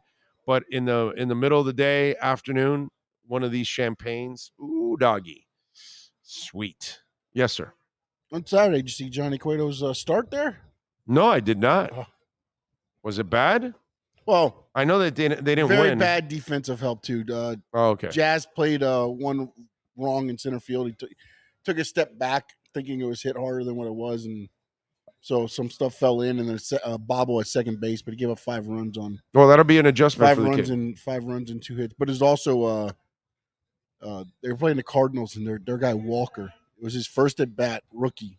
Okay. Swinging first pitch fastball, gone. I think it was a 3-run shot. I believe it was a 3-run shot. Okay. But yeah, so he gave 5 runs in the inning, but some wasn't guy helped. I mean, spring brings hope for everybody. You know, some guys on Twitter like, oh, dude, I think the Marlins got something, and I just tweeted him back. I go, check back with me in July when you figured out they still don't have enough offense. Yeah, it's just because you don't see the offense there. The only thing that I think might help a lot with around the league is that damn it. That adjustment. They're not letting you do the whatever that's called. Yeah, I know what you're saying. Yeah, but now I'm brain farting. But you're seeing it now even play out in summer. And then also the shift. The shift. There it is. The shift is gone. And then also the other thing is the timing. It is amazing. Oh yeah, getting it fast. Yes, the clock. You saw what happened to the batter, right? Yeah. He stepped out. It was 3-2 count. Bottom of the 9th, bases loaded. He stepped out. And you're out. Out. Yep. You got it. Yeah. There's no more. There's no more Terry Pendleton. That's all. No more Noma. Yeah, and it's not just a pitcher either. It's on the batter as well. That's what I like too. Yeah. No, speed it up. Yep. Speed it up, man. That Marlins game was over by, I want to say 3:15. It was like a 2-hour, not even almost a 2-hour. By the time they started, I think it was maybe 2 hours from. But the sorry part about the shift is, it's I heard this guy on radio. I got in the car. I think it was yesterday in the morning, or the day before, and I'm listening to a guy talk about. Well, yeah, no, I'm glad that they're not. They're taking the shift away and all that. What we have to do is try to make it easier for guys to play the game. And I'm sitting there going, this is our problem in our society. This is our entire problem in our society. We're trying to make everything easier. It's not supposed to be easy. Can you imagine doing the shift on Tony Gwynn? On Ted Williams? On Terry Pendleton? On Noma Garciaparra? On Wade Boggs? On Pete Rose? Barry Bonds? You know what I'm saying? Like, you shifted on those guys. You shift on Lou Piniella, and he's laughing. Because you're picking an alley for them to hit it at. You're not putting them at a disadvantage. You have now given them the advantage. These guys can't bunt. These guys don't steal. I mean, we have dumbed down the game. It's either a strike or a home run. It's really we don't teach them to hit to opposite fields. This is why the shift works. You know what I'm saying? I'm not telling you everybody could do it. Okay, I'm not telling you Greg Luzinski is going to be hitting the opposite fields, or I don't know. I'm trying to come up with these. you know what? I think Cecil Fielder might even be able to hit opposite field. Well, I remember when growing up, you were taught to hit the all field. Yes, that was one of the things you were taught. That was part of your. That was part of Little League. Everything. You were taught every aspect of the game and taught how to do it well. Yes, and the situations of the game and everything else like that. And at some point, it became, well, it's either pitching or hitting bombs gets you paid. That's it. And you know, it's when I heard a guy go, "Well, we got to make it easier for them to play the game." I'm like, well, you know, they made the bases bigger this year, right? Yes, I know. And it cut down the length of the thing. So now they said stealing should be up this year because it's a shorter base pass. And with the pitcher only having so much time on the clock, you can get larger leads. Right, yeah. And he can't screw around. There's not a whole lot of, yeah, you can't. I mean, I don't know how the. You probably have a certain amount. Does it start back over? Like if you throw over the first base, does it go to a 14-second? I don't know. Shot. Oh, you mean like in basketball when it goes out of bounds? Oh, he threw it over. Right. It doesn't reset. Yeah. But it's gonna be interesting. It's amazing to me how let's make it easier for them. That's the way. All right, let's get to Cameron Wolf, baby. Is he there? He wasn't there yet. Let's go. Let's unleash the Wolf Pack because he is way late. Let's go.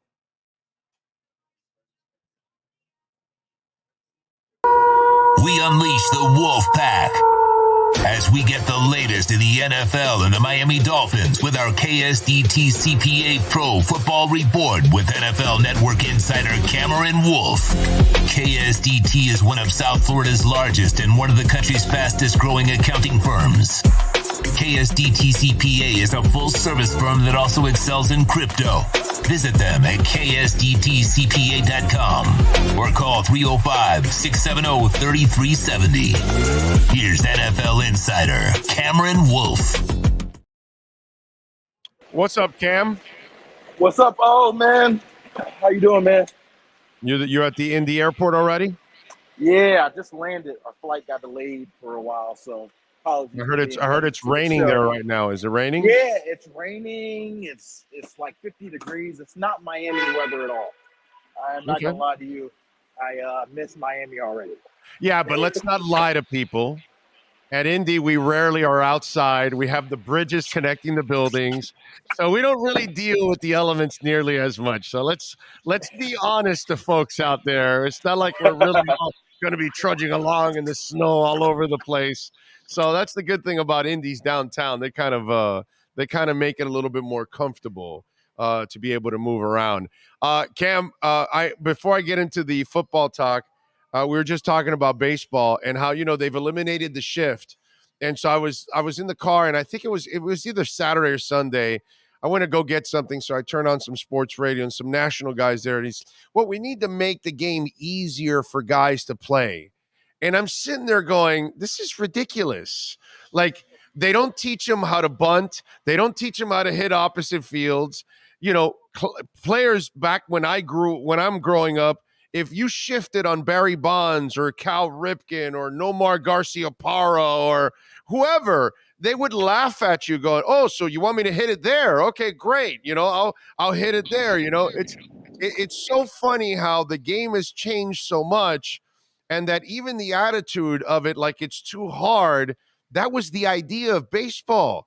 It's the hardest thing to do, to hit that little ball with a 3-inch bat. I mean, that's kind of the idea. Absolutely. I mean, like, baseball should be a skill sport, right? And so, wait a minute. There we go. Can you hear me? Go ahead. Now we can. Yeah, Go ahead. baseball should be a skill sport. It frustrated me all the times because you see these shifts where the whole left side of the infield is gone. And it's like, just hit it to the left side. And baseball players these days just do not have an ability to hit it to that side. And it's crazy to me. Because, like, bunting is not a part of the game. I think it was the Braves that I heard a stat. They only bunted 2 times the whole year. 162 games in the playoffs. 2 times the whole year. Like, that used to be a skill you practiced every day. And so baseball's changed. It's a lot more about exit velocity to get home runs and that sort of thing. And you miss the fundamentals to the fact that they got to force players to play in their original position, so that the players don't get disadvantaged. And so, I yeah. can imagine Will Clark or Wade Boggs coming to the plate and you shift on them. And Yeah. Oh, that's easy money. They'll start like laughing their asses off. Like, really? Is this what you guys are doing? Okay, great. They might tell you, I'm going to hit a double right along the third base line. Like, throw whatever pitch you want. I'm going to hit a double on the third base line. Right. Yeah, it's ridiculous. All right, let's get into Byron Jones. I got to tell you something, dude. I don't have a lot of sympathy here for this. First of all, Byron Jones acts like he didn't know that football was dangerous and pills and everything else. It's 2023, my brother. Do you happen to know what football is all about? Do you think a coal miner doesn't know by now that their lungs are going to be, kind of bad 20 years in? Do you think maybe a policeman knows every day they're putting their lives on the line? And then you're telling me you can't run and jump, but you're not retiring. So it sounds like a dude that is trying to make excuses for what's gone on this year. So I've told you guys a little bit about the Byron Jones thing throughout the year, that it became more complicated than what his initial injury was. That being said, this is the first time we're hearing from Byron Jones. And I think a lot of this is what you deal with a player who's been frustrated at the time, whether it's through the team or through his own injuries. This is a guy that was at the peak of his career, and all of a sudden he's got injuries that have led him to a position where he may not be able to be the same player ever again. Whether it's retirement or whether he's just kind of hanging on, I think he's looking at the realization that, hey, based on what's happened to me, I'm not going to be the same player. And so, I don't know if I feel sorry for him, but I do think it's like a realization that injuries at any moment can take your career away. And, he hasn't said anything that made me feel like, hey, he's blaming the Dolphins for it. I think it's more of just a reminder of him realizing that after a career that went really great for him, he was a second-round pick. He made a lot of money. He got a big contract, highest paid corner in the league. He had a really smooth, great career.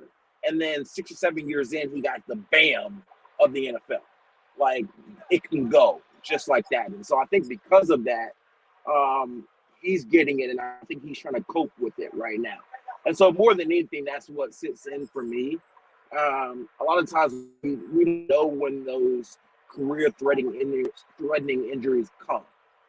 Sometimes it happens on like a torn ACL, torn Achilles. Sometimes it happens on a routine cleanup surgery. Like Byron Jones had a routine cleanup surgery that was supposed to have him back in 2 or 3 months, and it didn't. It just didn't work out. And so now his tenure in Miami is coming to an end. I was told even before Byron came out here with this that they were going to part ways with him. And so now he's looking at the rest of his career, and it's like there's a lot of uncertainty when every step of his career that he's been in the NFL throughout has not had any uncertainty. And so that part is scary, I'm sure. And then I'm sure he's not having the rehab he wants is scary too. So I feel for him realizing what a lot of players have realized throughout their NFL career. But I don't think this is an indictment about the Dolphins more than it is the reality is the NFL. Yeah, no, I'm with you there. I don't think he's enlightening anybody about pills and the things that the players go through. I think most players by now, all the information's out there. Their agents will remind them. They know the damage that they're doing to their bodies every single day that they're part of this game. So it's just, to me, it's just kind of funny. All right, Miami needs a middle linebacker in a bad way. And I got to tell you something. This is the year to need a middle linebacker, because I went out to look at it, and you got the white kid in Philadelphia, Jermaine Pratt from the Bengals, Tremaine Edmonds from the Bills, obviously, Bobby Wagner, Levante David, David Long Jr. also, although he's had some injuries. There's a lot of linebackers. Who's the guy that is the perfect fit that you think the Dolphins should go after? That's a good question. I haven't done enough research, to be honest with you, to figure out who's the perfect fit. I think that what's going to be interesting is how much the type of player changes with Fangio's DC. Because whether with Brian Flores or Josh Boyer as defensive coordinator, they were always looking for the same style of player. the same sort of Patriot style of player that always came about. And now the style drastically changes with Vic Fangio. Yes. Now, Yes. and so you got to reteach your scouts, reteach your pro scouts and your college scouts of what you're seeking. And the same token, you got to evaluate who on your roster can fill that. Is Jerome Baker a Vic Fangio linebacker? Is Shannon Tyndall a Vic Fangio linebacker? As you look into your own free agents, is Landon Roberts a Vic Fangio linebacker? But these are internal questions they've got to answer first. And then from that, they can decide, okay, who else or how many else? Because we're all looking at one linebacker. It may end up being 2 or 3 they have to bring in to fill the roles they need to fill in this defense. And so you got a lot of big splash linebackers. The problem with that position is it's historically been a spot that Chris Greer has not spent on. Chris Greer has not spent on linebackers. He's not spent on running backs. Those are two positions that I hear every year. I think the running back will stay the same, but what he also does, he appeases his coaches. So you know what's going to happen. Right, exactly. He's going to need a certain linebacker to run his defense. Exactly. And the thing about it is you paid Vic Fangio $4.5 million plus a year. Like, I don't know if the number's been out, but it's more than $4.5 million. Tell you guys that. He's getting head coach money. And so if Vic Fangio says jump, you're jumping. If Vic Fangio says I want that guy, you're getting that guy. And so you basically hired a head coach of the defense. So exactly. The idea is now you don't have to worry about the defense because, bro, it's in the hands of one of the best in the business. So it's a comfort zone. Should be. Exactly. You listened to it right. The head coach of the defense. That's exactly the term that I expect Mike McDaniel to say whenever he starts to talk about Vic Fangio. And that's the reality. And so because of that, whatever Vic says is goes. And so, like, I don't know Vic. Like, I'm just going to be transparent. Like, I'm not going to lie to you guys. I don't know Vic super well. And so I'm still learning what Vic wants and what Vic likes. And so I can pick up free agents and say, hey, this guy may play a Vic style or this guy played for Vic back in the day. But the reality is Vic is going to pull on the tape. And if Vic says he wants you as middle linebacker, then you're going to be the middle linebacker of the Dolphins. I don't think that's what he's going to pick. But if he says that, then that's the way it's going to go. And so the reality is he's going to have a huge say here. I do think that linebacker will be a priority. But that being said, I think I've told you guys before that the defense for Vic Fangio starts with their defensive front, with their defensive tackle position particularly, and then it goes back to their safety position. And so although I do think like linebacker will be upgraded, I wouldn't be surprised if those two positions I mentioned, defensive line or safety, end up being bigger free agency splashes. And so I want to bring up the name Jordan Poyer because it's a name that Dolphins fans have heard because he's talked on his own podcast about it. And I do think, and I told you this a few weeks ago, and you were like, whoa, what about Brandon Jones? But I do think the Dolphins are going to be in the mix to sign a veteran safety this offseason, a guy who can play their two deep zone style of defense that Vic Fangio loves to play outside of Javon Holland. It may be Poyer, it may be somebody cheaper, but I do think whether in free agency or the draft, they're going to add somebody who can play and potentially start those 2D safety routes and let Brandon Jones be that third safety, maybe in the box, that handle that role. And so who fills that role is going to be a key element of that. Who replaces Byron Jones is going to be another element there. And then the question that a lot of people aren't talking about is Vic Fangio comfortable with what he has on the defensive line? That is currently a spot of Christian Wilkins, Zach Sealer, Raekwon Davis in the inside, and then Emmanuel Agba. You're probably looking at a combination of Jalen Phillips and Bradley Chubb on the edge.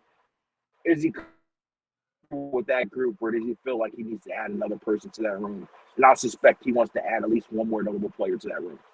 All right, so before I let you go, you got to pick a linebacker. You can't, no fence straddling.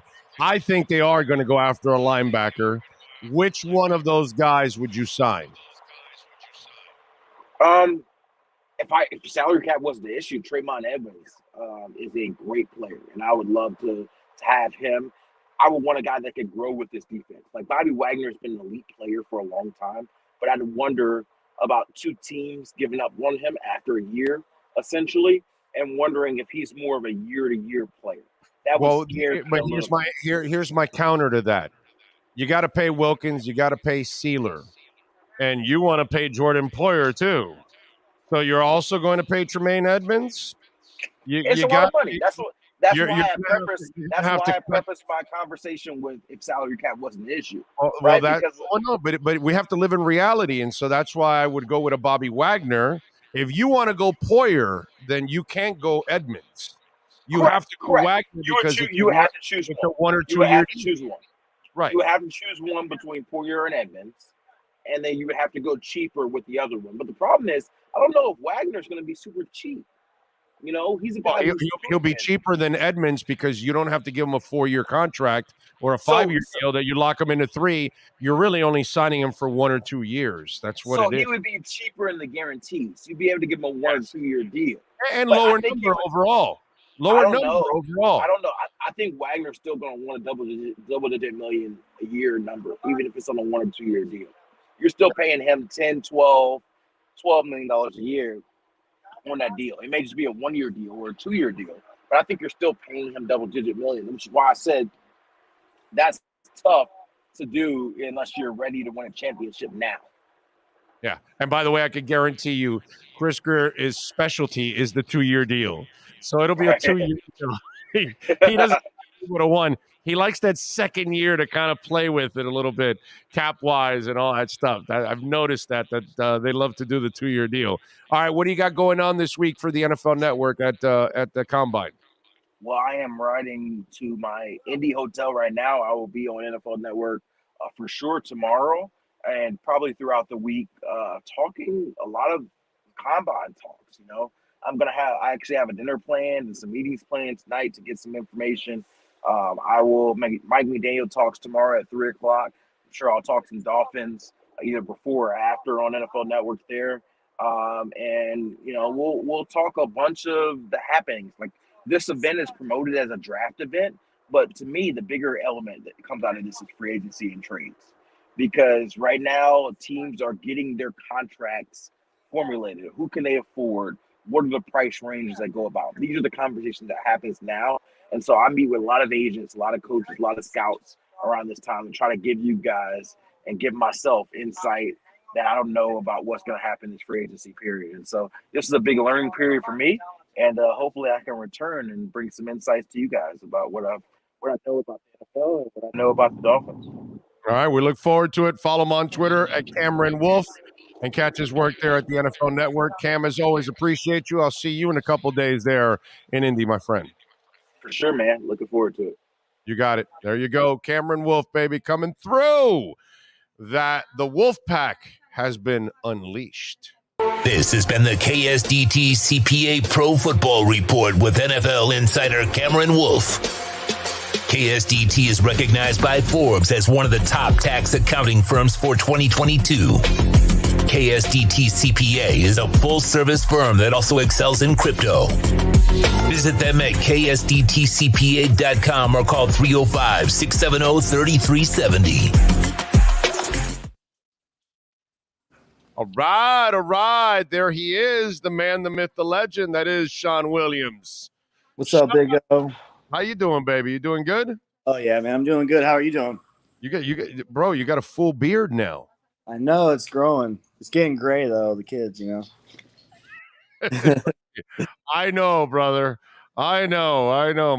When I grow the beard, there's a lot of gray. So far, I've been lucky, bro. I haven't had, for 56. You got to figure I'm 56 now. Okay, so you would figure I would have a lot more grays at 56. So I've been really fortunate to keep that at bay. But when I grow the goatee and the beard, forget about it, dude. The grays come out.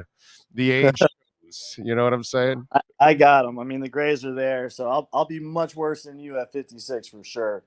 Probably bald too. Sean Williams, of course, the owner of Essential Moving Experts and obviously proud sponsor of our Omar Kelly segment every week here on the program, stationed in Daytona. That's where the headquarters are at. Of course, you can reach out to them anywhere in the United States. They take care of you.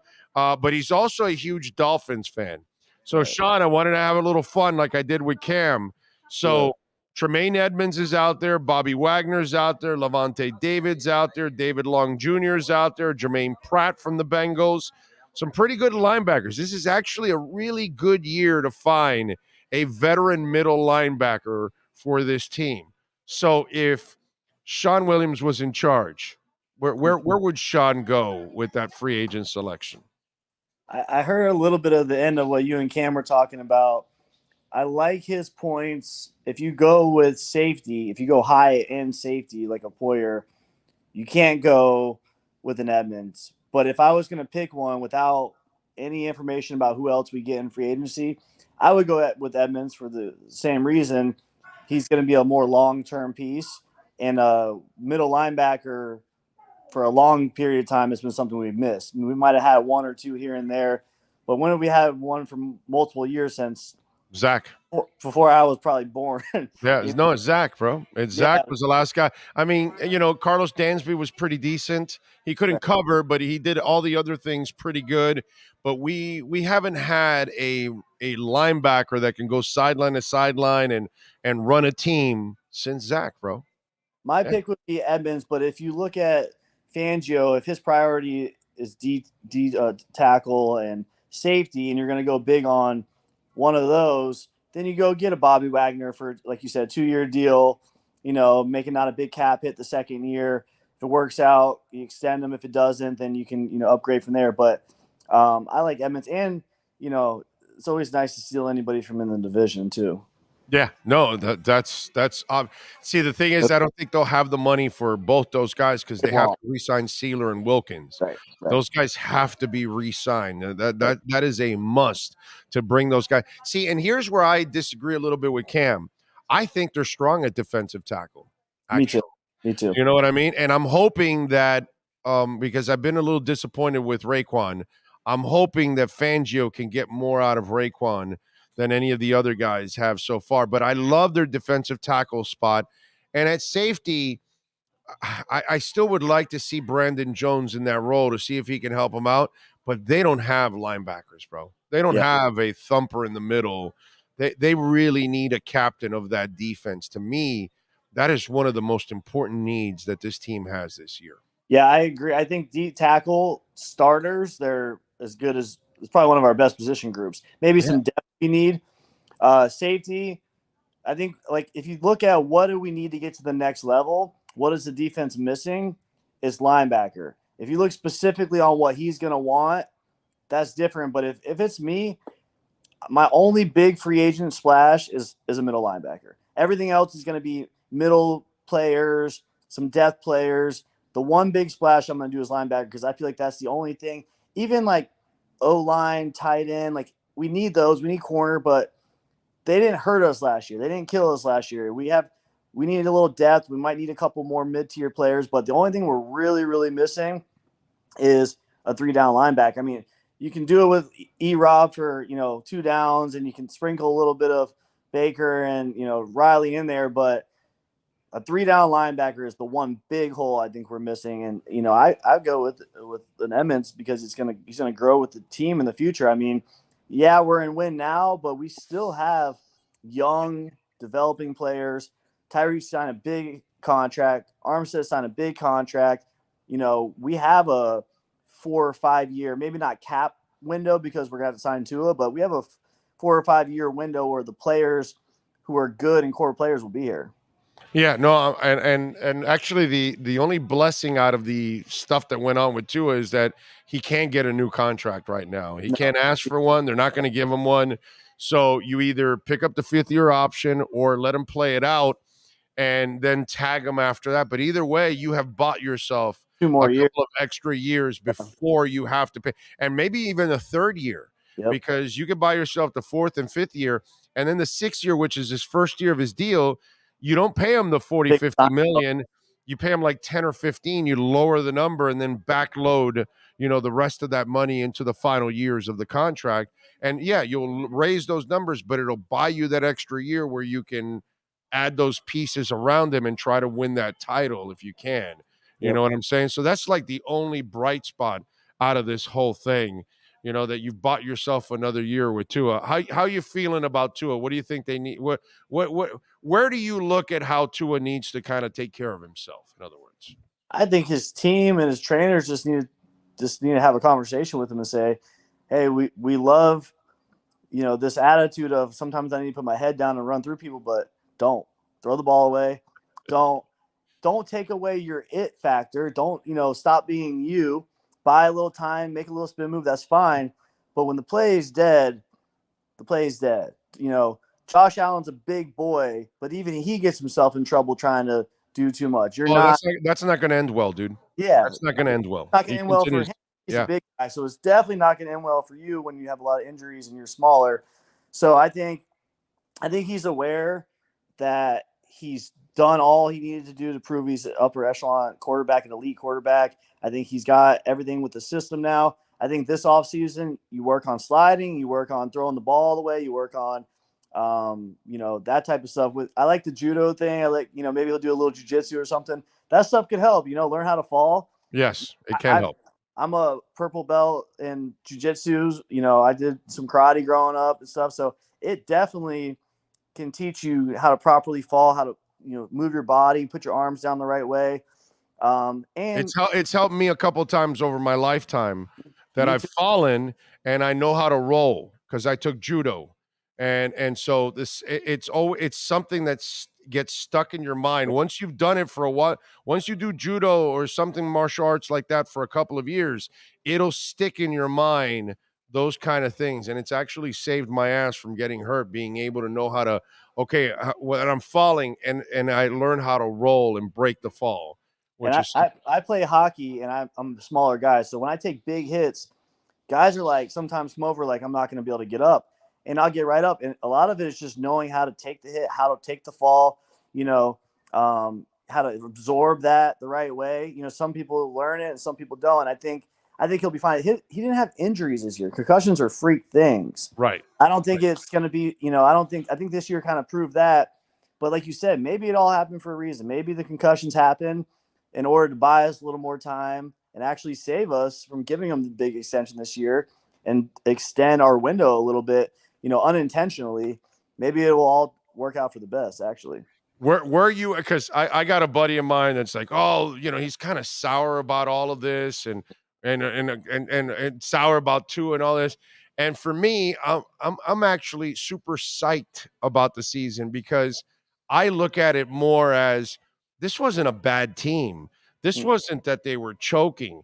This wasn't that they had terrible coaching. This wasn't that they were, poorly mismanaged so badly that this is why, like other Dolphin seasons have ended. Yep. No, man, for me, it was all about bad luck, dude. Every bad break in the book, from getting Teddy Bridgewater thrown out in that Jets game when he didn't have to get thrown out, to all of the freak injuries that happened, not just with Tua, but with a bunch of other players, even the Byron Jones shit to start off the season. Like, holy crap, the guy was supposed to be ready at the beginning of the year. He had his surgery and everything and doesn't, everything and anything that could have gone wrong.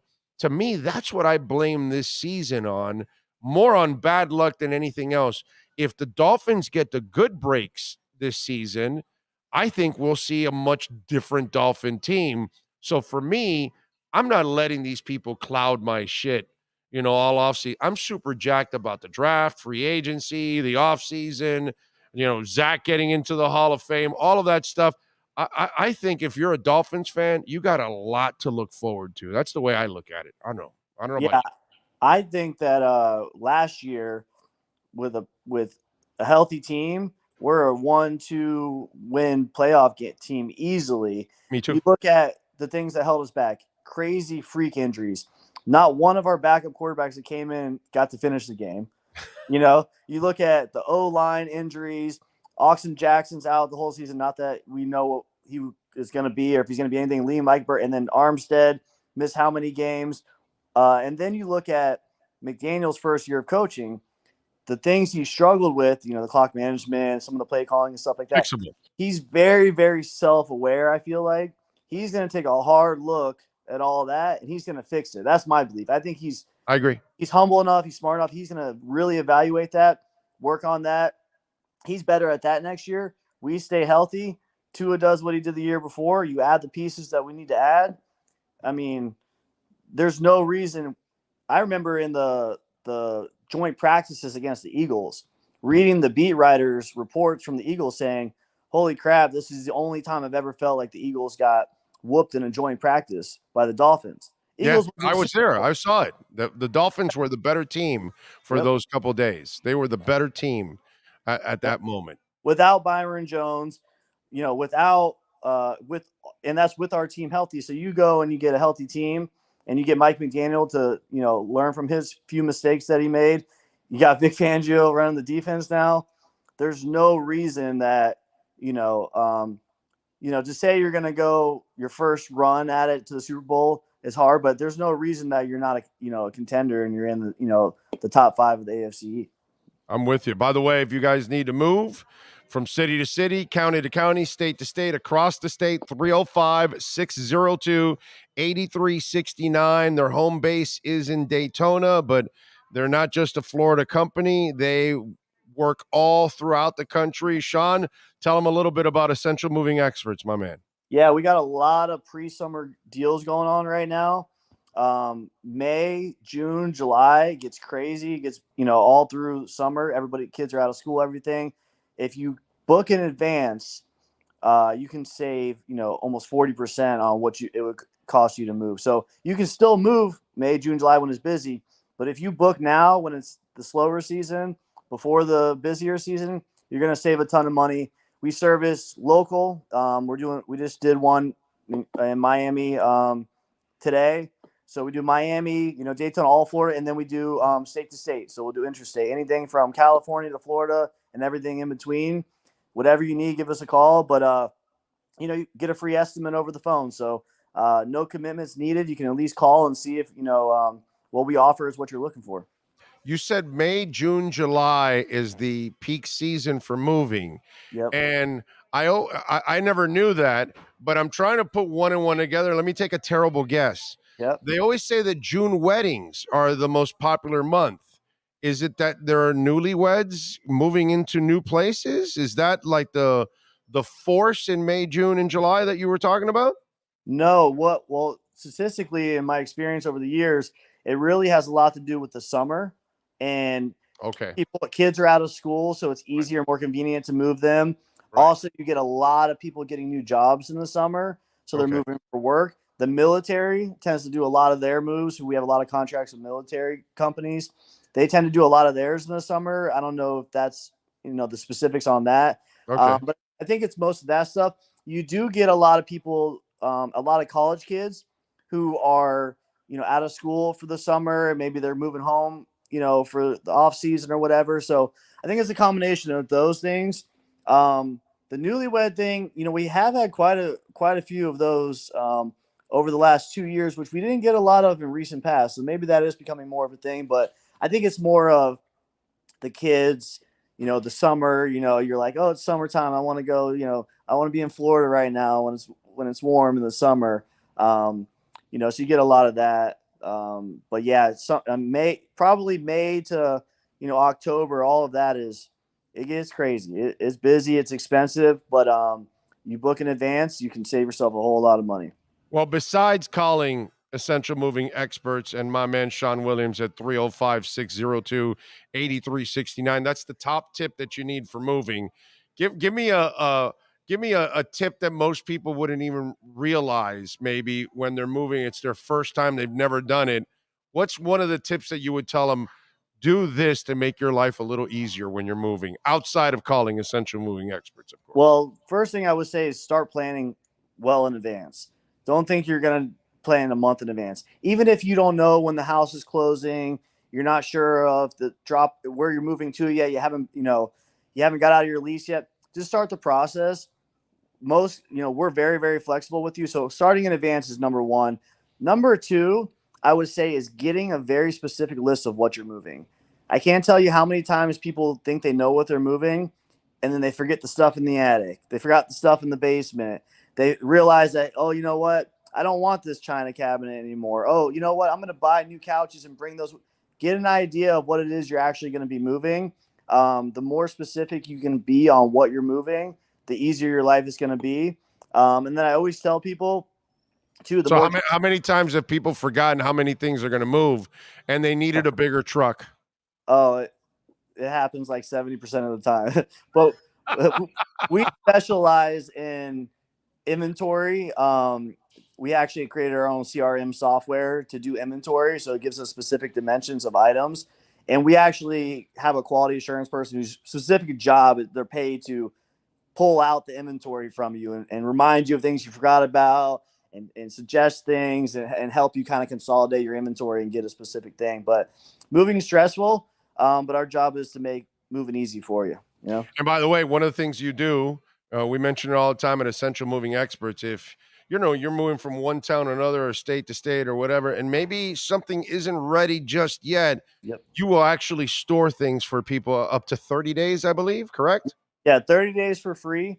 Any additional month after that, we can work it out with you. Sometimes in summer, we do offer 60 depending on the circumstances, so we can go pretty well. But like you said, it's one of the perks of, if you don't know where you're going yet, or, the house that you're building a house and it hasn't closed, or, you can't get into your new lease, we can offer storage for you, store it for you in a climate controlled storage unit. Even give you access to it if you're nearby and need to get something. So that's super helpful. And the cost, I mean, if you can imagine how much storage costs to save a whole month of storage. We also do auto transport as well. So if you have a car you're shipping along, as well, or if you didn't even know that's a thing, yes, we can transport your vehicle for you. So you can just take a flight and you don't have to drive, however far it is. Lots of different options for you. Packing services, we can offer you packing supplies at a discounted rate instead of going to, Home Depot and paying top dollar. We have it all. So whatever it is you need, we can get it done. Just start your preparation in advance. And even like a small local move, if you're just moving down the street a few blocks, one of your listeners, he just moved from Miami to, I think, Davie, not very far. But you'd be surprised how much goes into just a short move like that, so sure. He booked, a few months ago, and we knocked it out today, and it went really well. Well, there you go. And you can call wherever you're at in the United States, man. Essential Moving Experts. Reach out to our guy, Sean, 305-602-8369. Proud supporter of our platform for a long time now. We really appreciate it. Go to the website so you can find out more at essentialmovingexperts.com. Sean, as always, my brother, appreciate you, my man. Have a rocking week, and we'll be at the Combine this week here. We'll be heading off tomorrow. To hearing your reports about that, and if the Dolphins go to the Super Bowl this year, free moves for a year for everybody. There you go. There you go.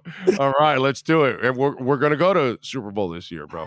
I'm ready. It's in Vegas. That's my spot. I know it's your spot. We're gonna hang out. I got a Super Bowl fund in my savings account just for that. So there you go. Sean is ready already. He's ready to hit the buffets.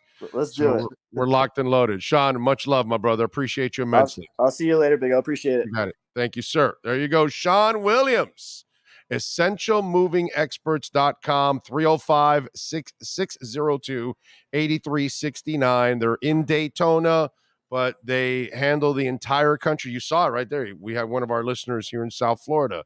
We had another listener that was in New York moving, and another one, I think he told me, that was Washington, I believe. Yes, it was Washington. They were moving. So he's covered it all over the place. So if you need a moving company, please use the company that supports us. And he's a fellow Dolphin fan, too, on top of all of that. Sean Williams, essentialmovingexperts.com. What else do we have? By the way, a fresh concert has been announced, folks. Are you ready? Are you sitting down right now, for those of you that may not know what is going down? But Wu-Tang Clan and Nas are coming to town. Yes, the New York State of Mind tour is coming Friday, September 22nd at 8 p.m. at the Hard Rock Live. That's going to be a lot of fun to see Nas. That is good. The Hard Rock Live is not playing games, dude. They are... Wow. They are rocking. Anybody live in Memphis, Tennessee? I was just sent the Beale Street Music Festival.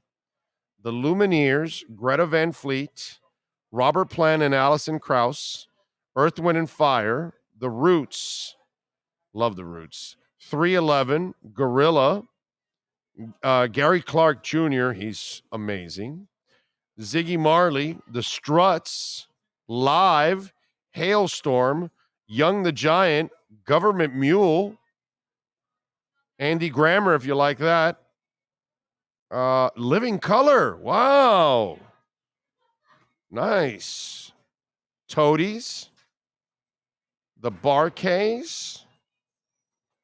Let's see, what else? Let me see, Los Lobos. Yeah, a lot of acts here. That's a lot. See, I'm looking at the small print all the way in the bottom. See if there's any that I recognize. But there you go. That's a damn good music festival, dude. Wow. That is a really good one right there. I didn't see it. I've never even heard of that one, but obviously I don't live there. But great stuff, man. Wow.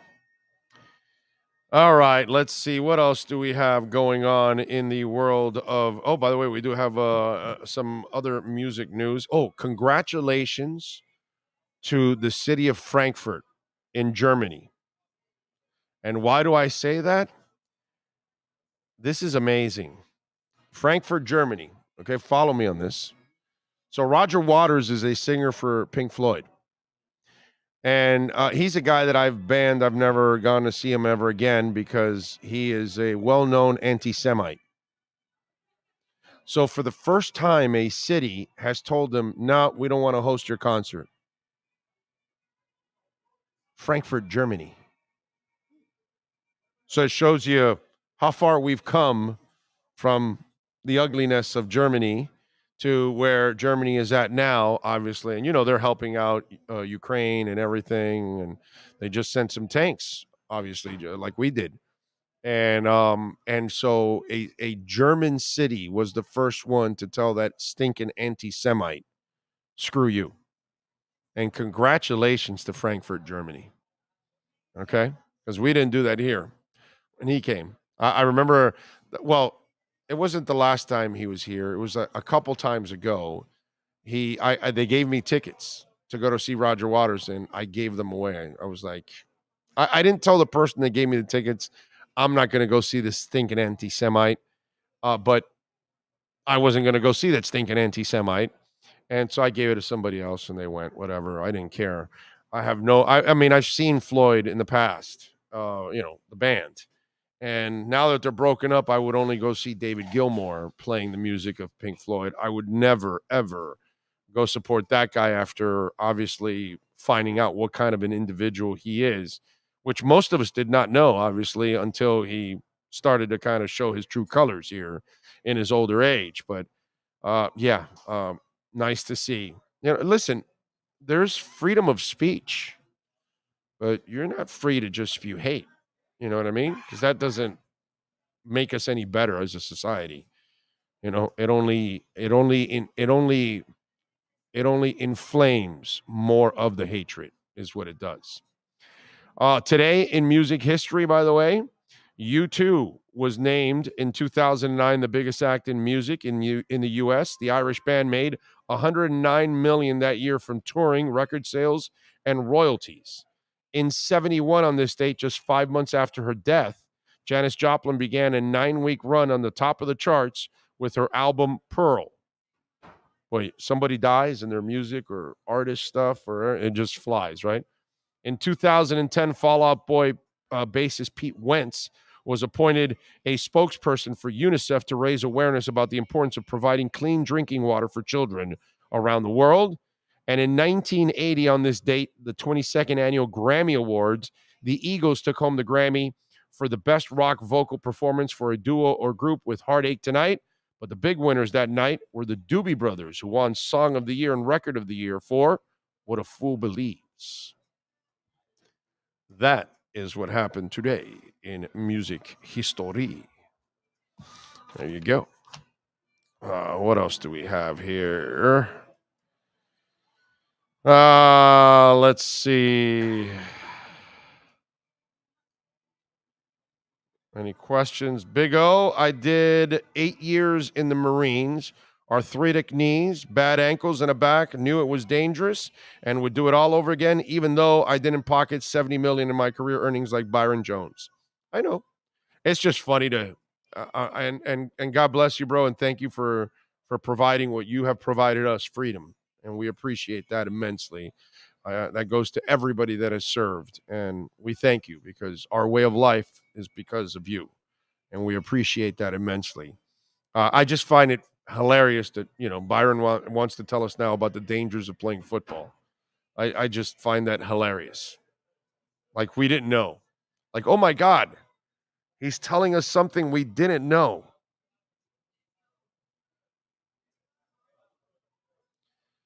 Let's see. What else do we have here? Can the Finns sign Cam Wolf if he's available in free agency? I think Cameron Wolf is available in free agency. I think so. Jake Paul also fought a former slam dunk champion. LOL. Did he really? Was he? Tommy Fury was a slam dunk champion?